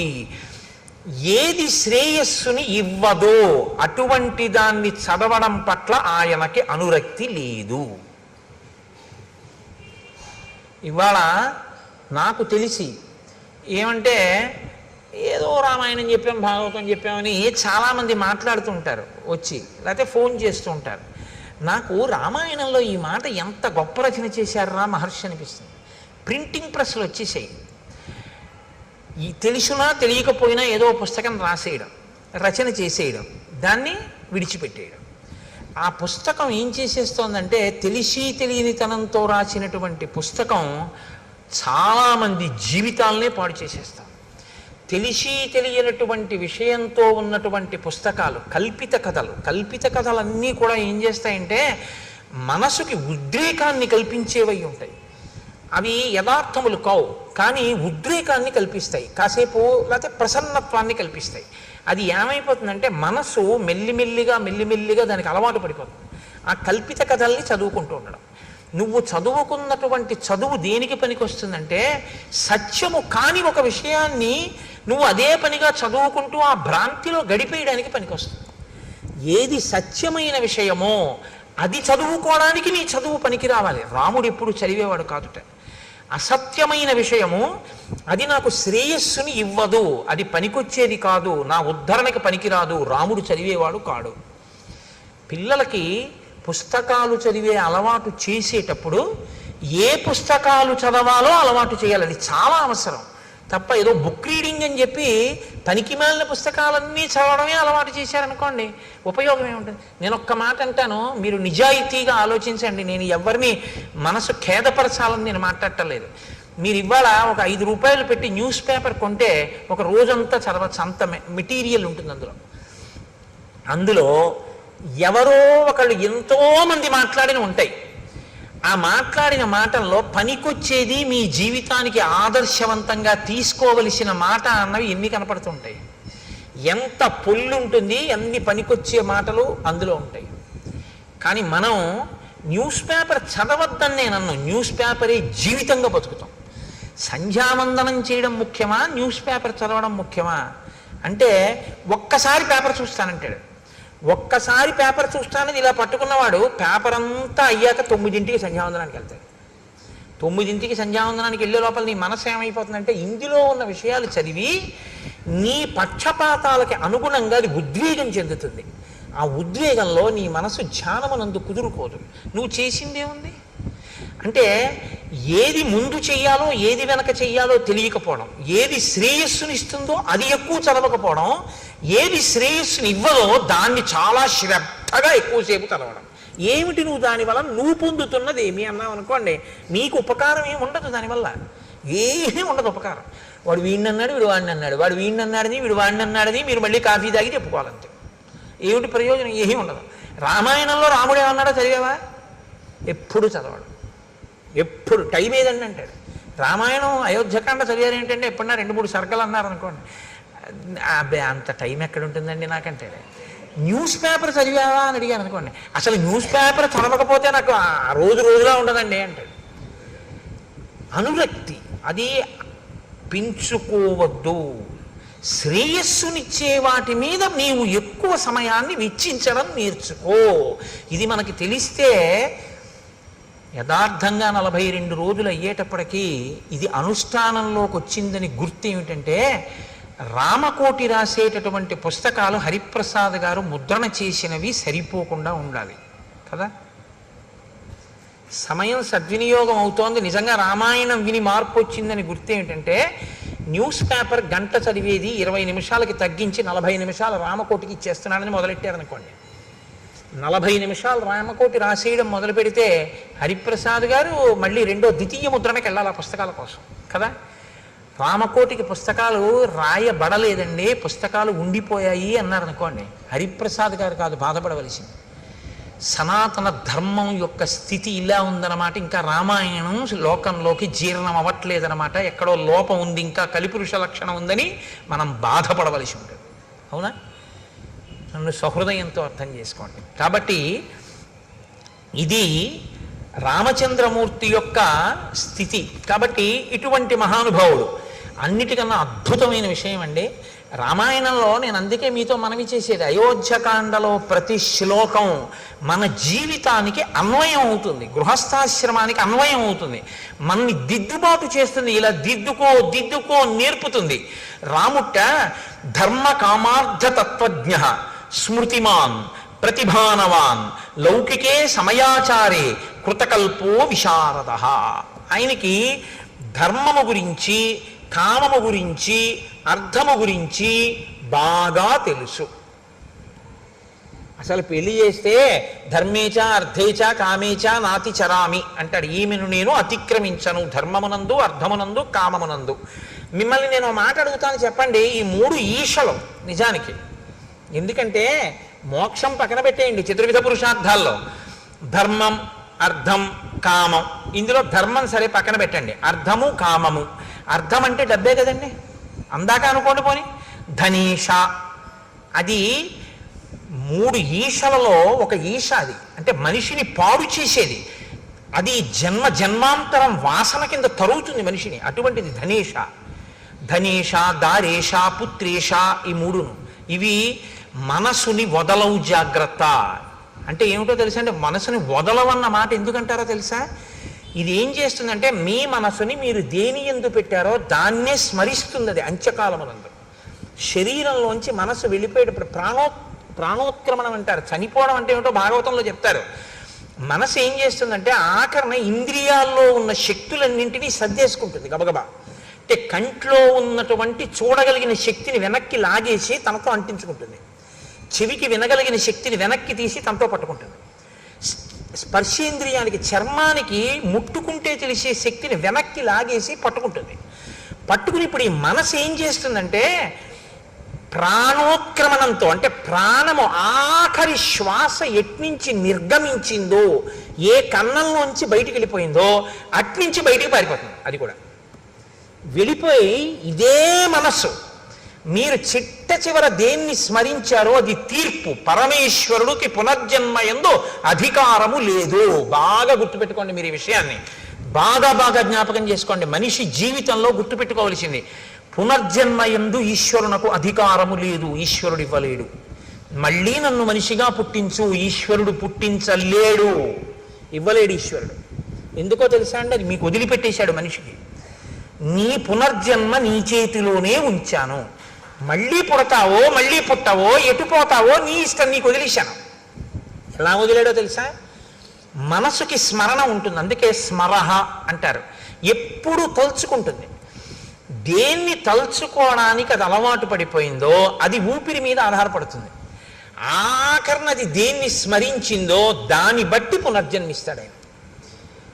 నా మనసు ఎప్పుడూ డబ్బుని స్మరించిందనుకోండి, అర్ధేశ హీనోపాధుల్లోకి వెళ్ళిపోతాడు. తేళ్ళు, జర్రిలు, పాములు ఇలాంటి వాటిలో పెడతాడు. దారేష భార్య ఎందు ఉండిపోయింది అనుకోండి, అప్పుడు మళ్ళీ ఆ కాముకత్వం చేతనో ఆమె ఎందుండేటటువంటి ప్రీతి పెరిగిపోవడమో ఏదో జరిగింది అనుకోండి, ఆ భార్య అదే పనిగా స్మరణలోకి వచ్చేసి అదే స్మరణతో విడిచిపెట్టాడు అనుకోండి, ఎక్కడో మళ్ళీ హీనోపాధుల్లోకి వెళ్ళిపోతాడు. ఏ కుక్కో పిల్లో ఏదో వెన్నుపాము అడ్డంగా ఉండేటటువంటి జన్మలోకి వెళ్ళిపోతాడు. ఇలా నిలువుగా తిరగదిహ. మనిషికే అడ్డంగా పుట్టి నిలువుగా తిరుగుతుంది, మిగిలిన వాటికి అడ్డంగా పుట్టి అడ్డంగానే ఉంటుంది. అలాగే పెడతాడు. ఇప్పుడు స్మరణం ఈశ్వరుడు చూస్తాడు. ఆఖరి స్మరణ ఏది చేశాడు చూస్తాడు ఆయన. ఈశ్వరుణ్ణి స్మరించింది మనస్సు, మోక్షం ఇచ్చేస్తాడు.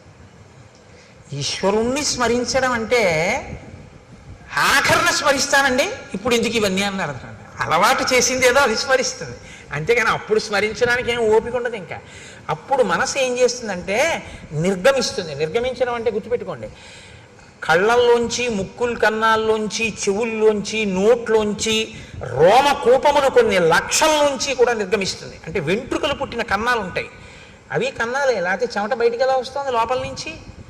రోమకూపాల్లోంచో అధోముఖంగా అంటే ఊర్ధ్వముఖంగా వెళ్ళదు, ఇక్కడ కపాలం పగిలి వెళ్ళాలి. వెళ్ళింది అంటే వాడికి పునర్జన్మ లేదని గుర్తు. అలా వెళ్ళలేదు అంటే ఎటో కింద కన్నాల్లోంచి వెళ్ళాడు. కింద కన్నాల్లోంచి వెళ్ళాడంటే వీడికి ఇచ్చిన ఉపాధిని వీడు వాడుకోలేదు. దీంతో ఏది చేరాలో అందుకు వాడు ఉపయోగించలేదు కాబట్టి అయిన వాళ్ళందరూ ఏం చేస్తారో తెలుసా అండి, దిక్కుమాలాడు, వీడి బతుకు ఏమిటో తెలుసా, అన్నీ తెలుసున్న వాడికి అమావాస్య మరణం, ఏమీ తెలియని వాడికి ఏకాదశి మరణం అని అందుకే వచ్చింది సామెత. వీడి పుర్రె పగల్లా ప్రాణం పోయినప్పుడు, కాబట్టి వీడి పుర్రె పగిలిపోయే వరకు కాల్చేస్తాం. టప్ అని చప్పుడు వస్తుంది, కపాల మోక్షం అయిందన్నప్పుడు వెళ్తారు. నువ్వు ఎలాగో పగలగొట్టుకోలేదు, మేమే పగలగొట్టాం పో. ఈ స్థితిని నువ్వు పొందకుండా ఉండాలంటే నీ మనసుని సాధన చేత తిప్పాలి. సమస్త కర్మల యొక్క అంతిమ ప్రయోజనం మనసుని శుద్ధి చెయ్యడమే. మనసు సంస్కరించబడకపోతే అర్ధేశ, కామేశ, అర్ధేశ, పుత్రేశ, తర్వాత భార్యేశ ఇలా ఉండిపోయింది అనుకోండి, ఈ ఈశలు పునర్జన్మకి కారణం అవుతాయి. ఇది మనం ఒప్పుకుంటాం కాబట్టే బొట్టు పెట్టుకుంటాం. సనాతన ధర్మం అంటే ఉపన్యాసాలు చెప్పడం కాదు, సనాతన ధర్మం అంటే బొట్టెట్టుకోవడం. బొట్టు పెట్టుకున్నాడంటే గుర్తు ఏమిటంటే పునర్జన్మను ఒప్పుకున్నాడని గుర్తు. బొట్టు పెట్టుకోలేదంటే వాడికి పునర్జన్మ సిద్ధాంతం మీద నమ్మకం లేదని గుర్తు. వాడు వేద ప్రమాణాలను ఒప్పుకోలేదని వాడు బొట్టు పెట్టుకోడు. మనం బొట్టు ఎందుకు పెట్టుకుంటామంటే మేము పునర్జన్మ సిద్ధాంతాన్ని, కర్మ సిద్ధాంతాన్ని మేము అంగీకరిస్తున్నాం. ఇది బొట్టు పెట్టుకోవడంలో సూచిస్తుంది. అందుకని బొట్టు పెట్టుకుంటారు. సనాతన ధర్మంలో బొట్టు లేకుండా బయటికి రారు ఎవరు. కనుక రాముడి విషయంలో ఏమైందంటే 3 బాగా అర్థం చేసుకున్నాడు అంటున్నారు మహర్షి. బాగా అర్థం చేసుకోవడం అంటే ఏమిటండి అంటే ఏమి లేదు. మీరు బాగా అర్థం చేసుకోవడం అంటే ఈ కామాన్ని పట్టుకెళ్ళి ధర్మంతో ముడేసేయి, అర్థాన్ని పట్టుకెళ్ళి ధర్మంతో ముడేసేయి. అర్థము కామము అనే రెండు పరిగెత్తిపోయి పక్కన నీవి కాని పొలాల్లో పడి మేసే అలవాటు ఉన్నటువంటి ఇది మన దున్నపోతులు అంటారే, అటువంటి స్థితి కలిగినటువంటివి. ఎందుకంటే తమకంబొప్ప పరాంగనాజనుల పరద్రవ్యంబులన్ ముచ్చిలింగ మహోద్యోగము చేయునెం మనము దానిం బట్టి వైరాగ్య పాశంబులను కట్టి బిగించి నీ చరణ స్తంభమునైన్ కట్టి వేయిచి ముదంబెన్నడు కలగజేయ కదబో శ్రీకాళహస్తీశ్వర అంటాడు ధూర్జటి. అర్థము కామము రెండింటికి ధర్మం అనేటటువంటి ఇనప ఇబ్బందే. ధర్మబద్ధము కాని కోరిక పుట్టేటట్లు చెయ్యగలిగినవి నువ్వు చూడటం మొదలుపెట్టావా ప్రమాదమే. నీకు శ్రేయస్సుని ఇవ్వనిది చదువుతున్నావు, నీకు శ్రేయస్సుని ఇవ్వనిది నువ్వు చూస్తున్నావు. ఇప్పుడు అటువంటివి చూసి అటువంటివి విని నువ్వు ప్రమాదం చేయాలంటే నేను ఎన్ని ముక్కలు చేయాలి? ఎన్నమ్మా? 4 ముక్కలు. ఒక్కొక్క ముక్క ఎన్ని అడుగులు ఉండాలి? 2 అడుగులు. 4 రెళ్ళు 8 కదా. ఇప్పుడు 8 అడుగుల కర్ర నాకు ఇచ్చారు మీరు. ఆ కర్ర తీసుకొచ్చి అక్కడ పెట్టి 2 అడుగులు చూసి అక్కడికి కత్తి పెట్టి నరికాను, ఓ ముక్క వచ్చేసింది. ఇప్పుడు మళ్ళీ 6 అడుగుల ముక్క ఉందిగా, మళ్ళీ ఇలా పెట్టి మళ్ళీ ఇంకో 2 అడుగుల ముక్క నరికాను, ఇంకో 2 అడుగుల ముక్క వచ్చింది. ఇంకెన్ని ముక్కలు మిగిలాయి? ఇంకెంత ముక్క మిగిలింది? 4 అడుగుల ముక్క. ఇప్పుడు 4 అడుగుల ముక్క అక్కడ పెట్టి 2 అడుగుల దగ్గర మళ్ళీ నరికాను. ఎన్ని ముక్కలు వచ్చాయి? 2 అడుగుల ముక్కలు 2 వచ్చాయి. 8 అడుగుల ముక్కని 2 అడుగుల సమాన భాగములు 4 చేయడానికి ఎన్ని మాటలు నరికాను? 3 మాటలే. 3 మాటలు నరికితే 4వ ముక్క వచ్చేసిందా లేదా? 2 అడుగుల ముక్క. ధర్మబద్ధమైన అర్థము, ధర్మబద్ధమైన కామము మోక్షాన్ని ఇచ్చేస్తాయి తప్ప మోక్షమును సాధించడం అని ఇంకా వేరే ఏం ఉండదు. మోక్షము అంటే ధర్మబద్ధమైన అర్ధకామములను తెలిసి ఉండుట, అలా జీవించుట, అదే మోక్షమునకు హేతు. ఇది రాముడికి తెలుసు. కాబట్టి ఇప్పుడు ఏది ప్రధానంగా తెలిసి ఉండాలంటే ధర్మం తెలిసి ఉండాలి. తెలిసి ఉంటే ధర్మానికి అర్ధకామములు ముడివేయాలి. రాముడు ఎలా వేశాడో నువ్వు చూస్తే నువ్వు అలా వేయాలి. కాబట్టి అయోధ్యకాండ అంత గొప్పది. కాబట్టి అయోధ్యకాండ అంటే గృహస్థాశ్రమానికి పనికొచ్చేటటువంటి ఎన్ని విషయాల్లో ఆవిష్కరిస్తుందండి. అలా మీరు ఏ శ్లోకం పట్టుకున్నా అంతే, అందులోంచి ఎన్ని రహస్యాలు చెప్తున్నా. వేదోప బ్రహ్మణం అది. ఏ శ్లోకాన్ని మీరు చదవండి, అందులోంచి మీరు ఒక కొత్త విషయాన్ని తెలుసుకుంటుంటారు. ఓ ఇదన్నమాట విషయం, నేను ఇలా దిద్దుకోవాలన్నమాట అని తెలుస్తుంటుంది. కాబట్టి ఇటువంటి రాముడు ఇటువంటి గుణములు కలిగిన వాడు. పైకి ఎలా కనపడుతుంది? రాముడు ఇన్ని గుణములు కలిగిన వాడని ప్రజలు కీర్తిస్తున్నారు. ఇప్పుడు దశరథ మహారాజు గారు అనుకున్నారట, అధరాజ్ఞో బభూవైవం వృద్ధస్య చిరజీవిన ప్రీతిరేషా కథం రామో రాజా రాజస్యాన్మయి జీవతి. నేను చాలా కాలం బ్రతికాను, పెద్దవాడిని అయిపోయాను, వృద్ధుణ్ణి అయిపోయాను, 60,000 సంవత్సరముల వయస్సు వచ్చింది. ఇంతకాలం బిడ్డలు లేరని బాధ, ఇప్పుడు బిడ్డలు పుట్టిన తరువాత గుణవంతులయ్యారని సంతోషం. ఇప్పుడేం కోరిక వచ్చింది కొత్తగా? నేను బతికుండగా రాముడు రాజవడం చూస్తే బాగున్నాం. తర్వాత కోరిక ఏమిటి వచ్చింది దశరథ మహారాజు గారికి? రాముడు రాజై పరిపాలన చెయ్యడం చూసి స్వర్గానికి వెళ్ళిపోతే బాగున్నాం. ఇప్పుడు ఈ కోరిక పుట్టింది అని ఆయన అనుకుంటున్నాడు. వృద్ధికామోహి లోకస్య సర్వభూతానుకంపన మత్త ప్రియతరో లోకే పర్జన్య ఇవ వృష్టిమాన్. దశరథుడి దృష్టిలో రాముడు ఎటువంటి వాడు? ఆయన లోకాన్నంతటినీ కూడా అనుగ్రహించగలిగినటువంటి సమర్థుడు. ఎలా అనుగ్రహిస్తాడు అంటే, ఒక ఊళ్ళో వాళ్ళందరూ దాహంతో ఆర్తితో ఉన్నారు. కేవలం పంపుల్లో నీళ్లు బాగా వదిలిపెడతామండి అంటే సరిపోతుందా? ఆచరి వెండిపోతుంది. బాగా నీరు నిండినటువంటి మేఘముల గుంపు వచ్చి వర్షించిందా, చెరువులు తటాకములు అన్నీ నిండిపోతాయి, మంచి జల సమృద్ధి కలుగుతుంది. జనుల యొక్క ఆర్తి తీర్చగలిగినటువంటి సమర్థతలో నీరు నిండిన మేఘం లాంటి వాడు నా కొడుకు, అంతటి సమర్థుడు. కాబట్టి ఆ రాముడు రాజు అయితే బాగున్నాం. అయితే యథాస్వర్గమమాప్నుయాం, అప్పుడు నేను రాజరికం ఆయన చేస్తుండగా చూసి ప్రాణం విడిచిపెట్టి నేను స్వర్గలోకానికి వెళ్ళిపోతాను అని అనుకుని కబురు చేశాడు. పౌరులకు, జానపదులకు, సేనానాయకులకు, మంత్రులకు, సామంతులకు, ఇతర ప్రముఖులకు అందరికీ విడివిడిగా కబుర్లు చేశాడు. అందరికీ కలిపి ఒకరు కాదు, విడివిడిగా. ఒకరికి తెలిసినట్లు ఒకరికి తెలియదు. వాళ్ళల్లో వాళ్ళు చర్చించుకునే అవకాశం ఇవ్వలేదు దశరథుడు. ఎందుకని? ఇది ఊర్జిత కథోపేతంబు. ఏ అశ్వమేధయాగం చేసేటప్పుడు చెప్పినట్టు చెప్పచ్చుగా, అలా చెప్పలేదు. అందరూ రావాలి. ఎలా కబురు చేశాడో తెలుసా అండి? సామంతులందరి దగ్గరికి వెళ్ళి నువ్వు చెప్పి 11 అయ్యేటప్పటికి వచ్చేసి మనం. సామంతులందరూ ఎందుకు రమ్మన్నాడు చక్రవర్తి? మాట్లాడుకునే అవకాశం లేదు. అలాగే జానపదుల్లో ప్రముఖుల్ని వచ్చేసేయమను, ఒకళ్ళతో కబురు చేశాడు, వాళ్ళు మాట్లాడుకునే అవకాశం లేదు, వచ్చేసేయడమే. ఒకరితో ఒకరు ఎందుకు పిలిచుంటాడన్న విషయం మీద చర్చించడానికి అవకాశం లేకుండా చేశాడు. ఎందుకు చేసి ఉండాలి? ఏం వాళ్ళు చర్చించుకుంటే వాళ్ళలో వాళ్ళు చర్చించుకుంటే ఏది చర్చించుకోవాలి? పిల్లల పెళ్ళిళ్ళు అయిపోయాయి, రాజు వృద్ధుడైపోయాడు, యవరాజ్య పట్టాభిషేకం ఏమైనా చేద్దాం అనుకుంటున్నాడా? ఇంతమందిని పిలిచాడంటే బహుశా అదే అయి ఉంటుంది. కాబట్టి యవరాజ్య పట్టాభిషేకం అంటే ఎవరికి చెయ్యాలి? దశరథ మహారాజు గారు రాముడికే చెయ్యాలి. మరి రాముడికే చేస్తాడని వాళ్ళు అనుకుంటే రాముడు మంచివాడు కాకపోతే భయపడాలి. రాముడు మంచివాడని తానే అనుకుంటున్నాడుగా. రాముడు మంచివాడని నేను అనుకుంటున్నా, ప్రజలు అనుకోవట్లేదు అనుకుంటే తను భయపడాలి. ప్రజలు అనుకుంటున్నారని తనకి తెలుసుగా. కాబట్టి ప్రజలు అతను రాజవడం కాదనరు, తనకి రాముడు రాజవడం ఏమీ వ్యతిరేకం కాదు. మరి తను కోరుకుని ప్రజలు కోరుకున్నా రాముడు రాజు అవడేమో అని ఎందుకు భయపడుతున్నాడు? అంటే దశరథుడు భయపడవలసిన కారణం ఏదో ఉందన్నమాట ఎక్కడో కదా. ఇది ఊర్జిత కథోపేతంబు, ఇది మీరు పట్టుకోవలసి ఉంటుంది. అంటే ఏదో దాచాడు దశరథ మహారాజు గారు, అది మనకి తెలియదు, తెలుస్తుంది. ఎక్కడో ఏదో దాచాడు, భయపడుతున్నాడు. ఇది దృష్టిలో పెట్టుకునే భరతుడు మేనమామ గారి ఇంటికి వెళ్ళడాన్ని కూడా దూరదృష్టితో అంగీకరించాడు. ఇప్పుడు వచ్చినటువంటి వాళ్ళందరినీ కూర్చోపెట్టాడు. కూర్చోపెట్టి వేరొక వైపు నుంచి నరుక్కొచ్చి మాట్లాడుతున్నాడు. ఎంత గొప్పగా తను మనసులో ఒక నిర్ణయానికి వచ్చాడు దశరథుడు.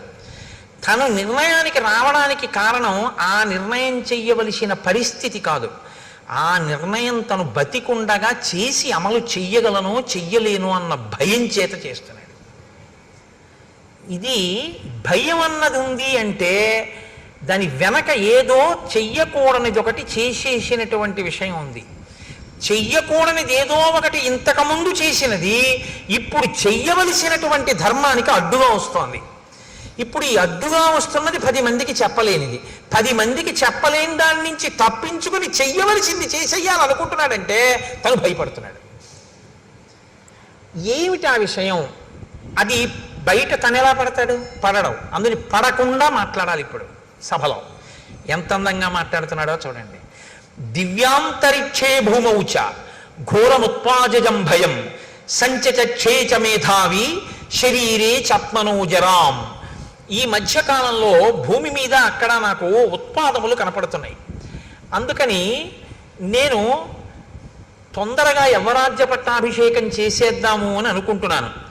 నతు కేకయ రాజానం జనకం వా నరాధిప తరయా చానయామాస పశ్చాత్తౌ శ్రోష్యత ప్రియం.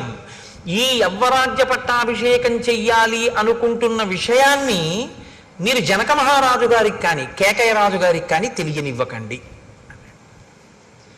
తెలియనివ్వకండి అనగానే అనుమానం వస్తుందా రాదా అండి? జనకుడికి ఎందుకు చెప్పకూడదు? వియ్యంకుడు. ఎట్లాంటి వియ్యంకుడు? హ్రస్వరోముడు తన తమ్ముడు, కుశధ్వజుడి తమ్ముడు. కుశధ్వజుడి తమ్ముడు, ఆ తమ్ముడి యొక్క 2 కూతుళ్ళు తనకి 2 కోడళ్ళు, జనకుడి యొక్క 2 కూతుళ్ళు తన 2 కోడళ్ళు. కాబట్టి ఇప్పుడు జనకుడి కూతుళ్ళ కిందే వస్తారు ఆ 4. కాబట్టి వియ్యంకుడు కదా, జనకుడిని పిలవాలి. పట్టాభిషేకం చేసేటప్పుడు పిలవద్దంటున్నాడు. అదేమిటంటే వియ్యంకుడికి చెప్పొద్దంటాడేంటి?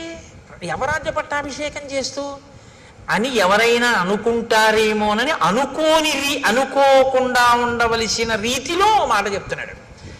జనక మహారాజు గారికి చెప్పకండి, కేకయ రాజు గారికి చెప్పకండి, వాళ్ళిద్దరికీ తెలియక్కర్లేదన్నాడు. అంటే ఈ ఇద్దరే వద్దనడానికి ఏదో కారణం ఉందన్నమాట. ఈ ఇద్దరిని ఎందుకు వద్దంటున్నాడు అన్నది తర్వాత తెలుస్తుంది మనకి. ఊర్జిత కథోపేతంబు కదండి, తెలిసినా నేను చెప్పేయకూడదు, అలా చెప్పకుండా ఉండాలి కాసేపు గుంభనంగా. కాబట్టి వీళ్ళిద్దరికీ తెలియనివ్వకండి. అంటే మిగిలిన వాళ్ళు తెలివి తక్కువ వాళ్ళు ఏంటి, ఏమంటే వాళ్ళిద్దరికి ఎందుకండి చెప్పొద్దన్నాడు అంటారు. కార్యం తొందరగా పూర్తి చేయాలి. వాళ్ళు చాలా దూరంలో ఉన్నారు, వెళ్ళి చెప్పి తీసుకొచ్చేంత సమయం లేదు. అందుకని మీరేం చేస్తారంటే ఇప్పుడు వెళ్ళి చెప్పాలనుకోకండి, చేసేది మంచి పని కాబట్టి తెలుసుకుని వాళ్ళు సంతోషిస్తారని.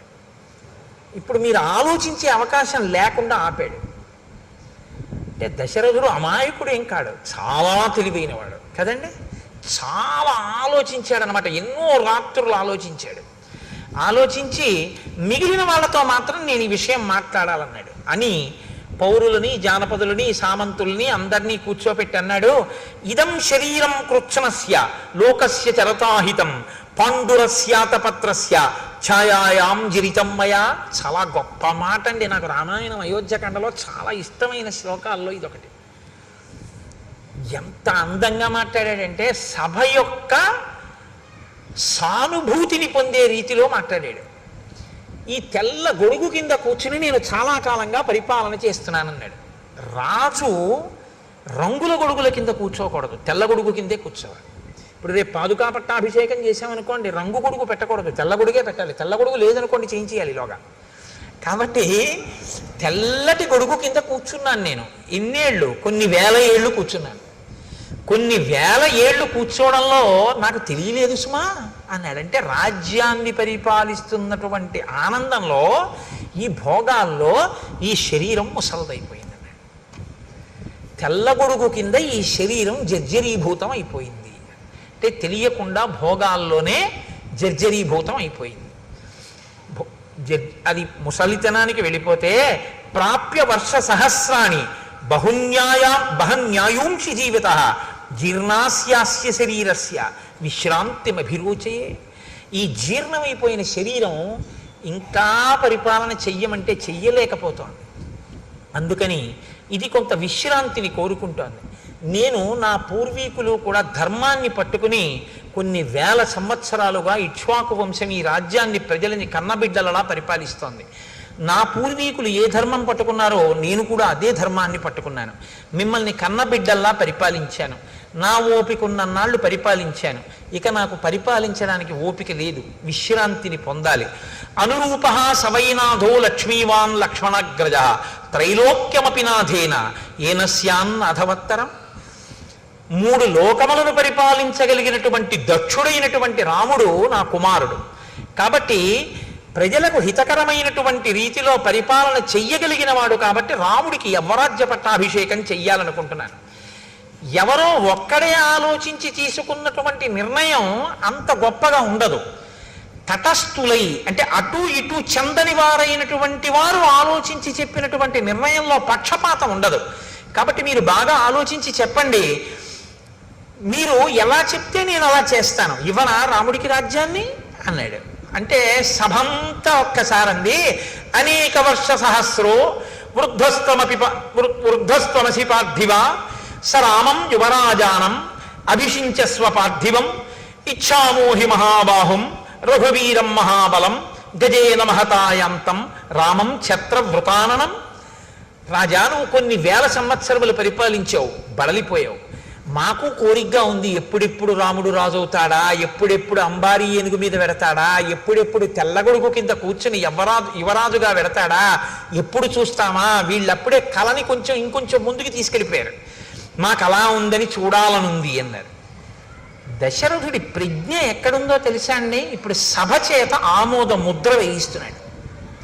ప్రజలందరూ కోరుకున్నారా రాముడు రాజు కావాలని అన్న విషయాన్ని తీసుకొస్తున్నాడు అనమాట ప్రస్తావనలోకి. నా నిర్ణయం కాదు, ప్రజలందరూ కోరుకున్నారంటున్నారంటే ఏదో భయం ఉంది. తనే నిర్ణయం చేశానని చెప్పడానికి భయపడుతున్నాడు. అధికారం తనకున్న, రాముడిని రాజు చేయడానికి తనకు అధికారం ఉంది, పెద్ద కొడుకుని చేసేయచ్చు. కానీ నేనే చేశానండి పెద్ద కొడుకుని రాజుని అంటే ఎలా చేస్తావయ్యా అనేవాడు ఎవడో ఉన్నాడనమాట. ఎలా చేస్తావయ్యా అనేవాడు ఉన్నాడంటే అలా అనడానికి అవకాశం తను ఇచ్చాడనమాట ఎవరికో. అలా అనేవాడు ఎవడైనా ఉన్నవాడు వచ్చి అలా అంటాడేమోనన్న భయంతో రాజన్నవాడు ప్రజలు మెచ్చుకున్నవాడై ఉండాలి. ప్రజలందరూ కోరుకున్నారు, రాముడికి రాజ్యం ఇచ్చాను అనిపించడానికి సభ చేత ఆమోదముద్ర వేయిస్తున్నాడు. ఎంత తెలివిగా వేయించాడో తెలుసా అండి? శృత్యైవ వచనం యన్మే రాఘవం పతిమిచ్చద రాజాన సంశయోయం వే కిమిదం మృతతత్వతః కథం నుమయి ధర్మేణ పృథివీం అనుశాసతి భవంతో ద్రష్టుమిచ్చంతి యువరాజం మమాత్మజం. మీరు నిజంగా చెప్పండి, నేను ఇన్ని వేల సంవత్సరములు ధర్మంగా పరిపాలించాను కదా రాజా, ఇప్పుడు మీరేమి ముసిరివారైపోనండి, చక్కగా ఓపికగా ఉన్నారు కదా, పరిపాలిస్తున్నారు కదా, మీరే ఉండండి. ఇప్పుడు ఇందులో అమంగళకరంగా ఏదో కొత్తగా యువరాజ్య పట్టాభిషేకం ఏంటి అలా ఉండండి, హాయిగా మీరే చేయండి అన్నం మానేసి రాముడినే తీసుకొచ్చేయండి పెట్టేయండి అంటున్నారు కదా. ఒరే, మీకు నా పాలనలో లోపం కనపడిందా? రాముడిలో నాకన్నా గుణాలు కనపడ్డాయా? ఏవి చెప్పండి అన్నాడు. అంటే ప్రజలు ఎంతగా కోరుకున్నారో చెప్పించాలనుకున్నాడు. వాళ్ళు అన్నారు, బహవో నృప కళ్యాణ గుణా పుత్రస్య సంతితే. నాయనా మహానుభావ, ఏం చెప్పమంటావు? నీ కొడుకుకి ఎన్ని కళ్యాణ గుణాలున్నాయో! ధర్మజ్ఞ, సత్యసంధశ్చ, శీలవాననసూయక, క్షాంత, శాంతయిత, శ్లేక్షణ, కృతజ్ఞో, విజితేంద్రియ. రాజు అయినటువంటి వాడు మృదు స్వభావి అయి ఉండాలి. తీవ్రమైన శిక్షలు, వ్యగ్రతతో కూడిన బుద్ధి ఉన్నవాడు కాకూడదు. ప్రజలు ఎలా కోరుకుంటారో ఆ మాటలు ప్రజలు అన్నారంటే రాముడు అటువంటి వాడు కాబట్టి అంటారు. ఎందుకు? ధర్మజ్ఞ, ఆయనకి ధర్మం తెలుసు. సత్యసంధశ్చ, మాట తప్పడం, అబద్ధం ఆడడం. శీలవాన్ అనసూయక, మంచి స్వభావం ఉన్నవాడు, ఎవ్వరి యందు అసూయ లేనివాడు. క్షాంత, ఓర్పు ఉన్నవాడు. శాంతయిత, ఆయన మాట్లాడేటప్పుడు కుపితులను, చాలా బాధతో ఉన్న వాళ్ళని, ఇబ్బందుల్లో ఉన్న వాళ్ళని ఓదార్పుగా మాట్లాడతాడు తప్ప అవతలవాడు కష్టంలో ఉన్నాడు కదా అని మరింత ఏడిచేలా మాట్లాడడం ఆయనకి రాదు. కాబట్టి శాంతయిత, శ్లేక్షణ, అత్యంత మృదువైనటువంటి స్వభావం ఉన్నవాడు. కృతజ్ఞో, చేసిన ఉపకారాన్ని మరిచిపోనివాడు. విజితేంద్రియ, ఇంద్రియములను గెలిచినటువంటి వాడు. ప్రియవాదీచ భూతానాం సత్యవాదీచ రాఘవ, బహుశ్రుతానాం వృద్ధానాం బ్రాహ్మణానాం ఉపాసిత. బాగా చదువుకున్నటువంటి వృద్ధుల్ని, బ్రాహ్మణుల్ని ఉపాసించేటటువంటి లక్షణము కలిగినటువంటి వాడు. ప్రియవాది, చాలా ప్రియముగా మాట్లాడేవాడు. అన్ని భూతముల పట్ల గౌరవం కలిగినటువంటి వాడు. సత్యవాది అయిన వాడు. అటువంటి వాడు రాజు కావాలని మేము కోరుకోమా? వ్యసనేషు మనుష్యానాం భృశం భవతి దుఃఖితః, ఉత్సవేషు సర్వేషు పితేవ పరితుష్యతి. చాలా చమత్కారమైనటువంటి మాట అన్నారు వాళ్ళు. వ్యసనేషు మనుష్యానాం భృశం భవతి దుఃఖితః. ప్రజలు కష్టంలో ఉన్నప్పుడు తెలుసుకుని వాళ్ళు కష్టపడ్డారని బాధపడుతూనే ఉంటాడు రాముడు. ప్రజల్ని సుఖపెట్టడంలో తండ్రిలా సుఖపెడతాడు. ఏమిటి మాట అంటే, రాముడు పరిపాలన చెయ్యడం అంటే ఎలా ఉంటుందంటేట, ప్రజలకు ఒక కష్టం వచ్చింది అనుకోండి, ఆ కష్టం తీరిపోయిన తర్వాత రాముడు మాత్రం, ప్రజలు ఆ కష్టం మర్చిపోయారు, రాముడు మర్చిపోతాడు. నేను రాజునై ఉండగా ఒకానొకప్పుడు ప్రజలంతా కష్టపడ్డారు, నేను వాళ్ళని అప్పుడు సుఖపెట్టలేకపోయానని ఇప్పటికీ తలుచుకు ఏడుస్తాట. ఇది అమ్మ లక్షణం అన్నారు.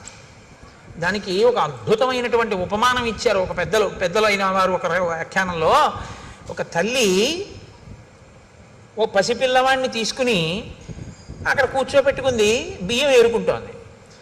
ఎవరో ఇంకో అమ్మలక్క వచ్చింది, ఈవిడ మాట్లాడుకుంటున్నారు. ఈ పిల్లవాడు తెలియని వాడు పాకుతూ వెళ్ళి పక్కనున్న పాడుపడ్డ బావిలో పడిపోయాడు.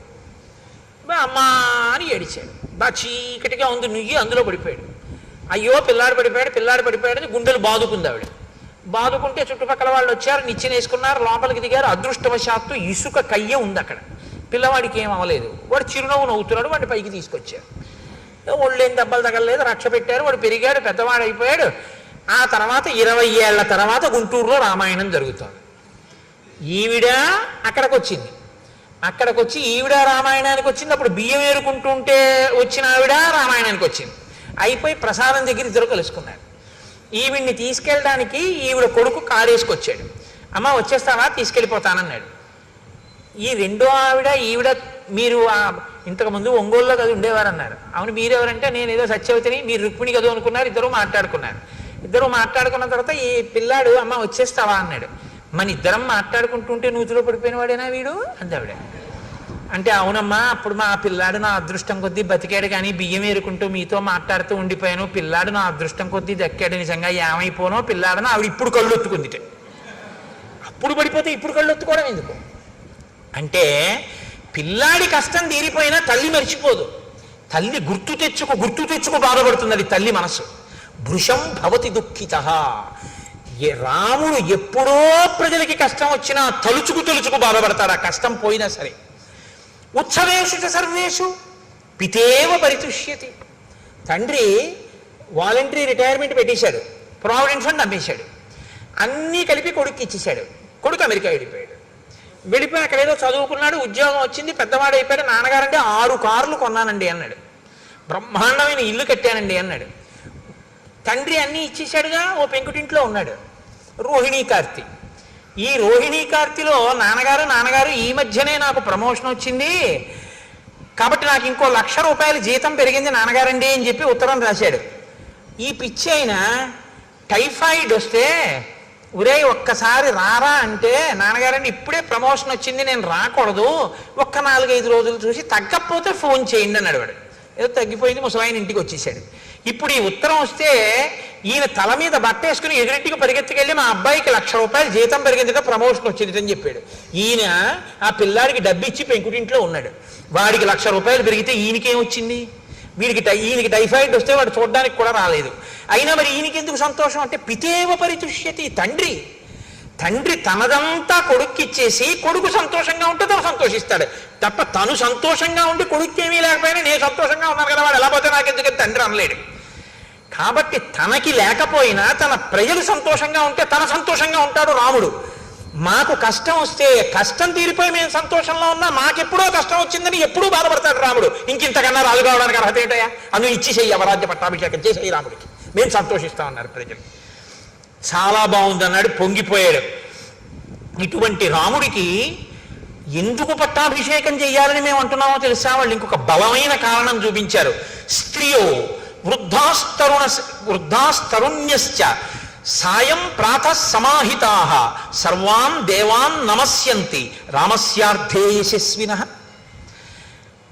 ఏమీ తెలియనటువంటి వాళ్ళు, వృద్ధులైపోయిన స్త్రీలు, యవ్వనంలో ఉన్న స్త్రీలు ఉదయము సాయంకాలము కూడా వాళ్ళు ప్రార్థన చేసేటప్పుడు పెళ్లి కాని పిల్ల ప్రార్థన చేస్తే మంచి భర్త కోసం చేయాలి, వృద్ధులైన వాళ్ళు ప్రార్థన చేస్తే తన కుటుంబం కోసం చేస్తారు.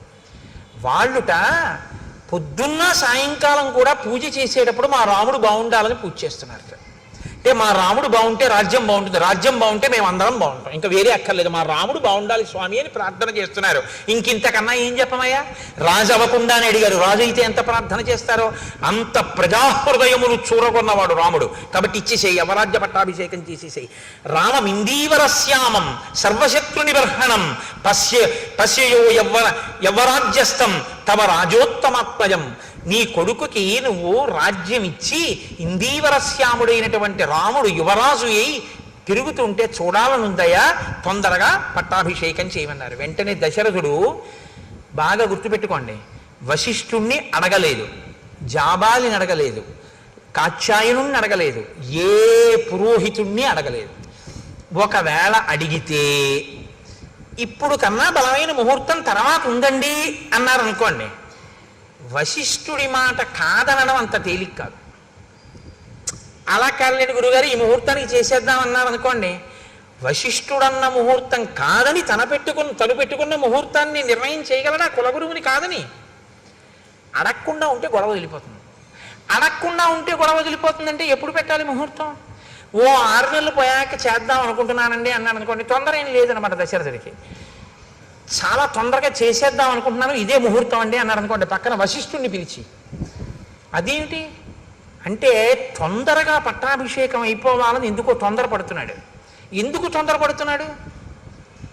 అది ఇంకొకటి చెప్తాడు తప్ప అసలు కారణం చెప్పడు. కాబట్టి ఇప్పుడు అన్నాడు, మీరు తొందరగా వెళ్ళి వశిష్ఠాది మహర్షుల్ని తీసుకురండి అన్నాడు. చైత్ర శ్రీమాన్ ఇయం మాస పుణ్య పుష్పితకానన యవ్వరాజ్యాయ రామస్య సర్వం మే ఉపకల్ప్యతాం. చైత్రమాసానికి మధుమాసం అని పేరు, వైశాఖ మాసానికి మాధవ మాసం అని పేరు. ఈ 2 మాసములు నరుడు ఎలా బతకాలో నేర్పినటువంటి మహాపురుషులు 2 పుట్టారు. చైత్రమాసంలో మల్లెపువ్వు, వైశాఖ మాసంలో మామిడి పండు. చైత్రమాసంలో వచ్చేటటువంటి మల్లెపువ్వు యొక్క సౌరభం ఎటువంటిదో తన జీవితం అటువంటి సౌరభము కలిగి అటువంటి ధర్మాత్ముడైన రాముడు పుట్టాడు. వైశాఖ మాసంలో మామిడి పండు మామిడి చెట్టు కదండి కాస్తుంది. మిగిలినటువంటి చెట్లకి సంస్కృతంలో రకరకాల పేర్లు ఉన్నాయి. ఒక్క మామిడి చెట్టుకు మాత్రం రసాలమని పేరు. రసోవై సహా అని ఈశ్వరుడికి పేరు. అసలు ఆ మామిడి చెట్టు పేరే ఈశ్వరుడి పేరు. ఈశ్వరుడి అన్న పేరున్న చెట్టు కాసిన కాయ. కైలాస శంకరుడు కాలడి శంకరుడిగా వచ్చాడు. వైశాఖ శుక్ల పంచమి శంకర జయంతి. మనం మనుషులుగా ఎలా బతకాలో, వేదాన్ని ఎలా నేర్చుకోవాలో, ఎలా అనుష్ఠించాలో శంకర భగవత్పాదులు చెప్పారు. మామిడి పండు వచ్చిన మాధవ మాసంలో పండు లాంటి శంకరాచార్యుల వారు మల్లెపువ్వు పుట్టి విరివిగా దొరికేటటువంటి మధుమాసంలో చైత్రమాసంలో రామచంద్రమూర్తి ఇద్దరూ ఉద్భవించి ఇది తన సువాసన చేత అది తన తీపి చేత తాపాన్ని తీర్చినట్టు సంసార భ్రమణ పారితాపోప శమనాన్ని కల్పించారు ఇద్దరు. ఒకరు ధర్మాన్ని అనుష్ఠించి చూపించారు, ఒకరు ధర్మాన్ని బోధ చేసి చూపించారు. కాబట్టి చైత్ర శ్రీమాన్ అయం మాస పుణ్య పుష్పితకానన యవ్వరాజ్యాయ రామస్య సర్వం మే ఉపకల్ప్యతాం. ఈ చైత్రమాసం చాలా గొప్పదయా. అడవిలో పువ్వులన్నీ పూస్తాయి, పుష్పితకానన చెట్లన్నీ విరబూసి ఉంటాయి.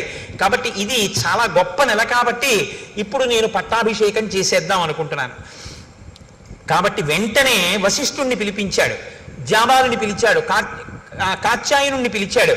వశిష్ఠ, మీరు వెంటనే ఏర్పాట్లు చేసేయండి. ఎప్పుడో తెలుసా? ముహూర్తం రేపే.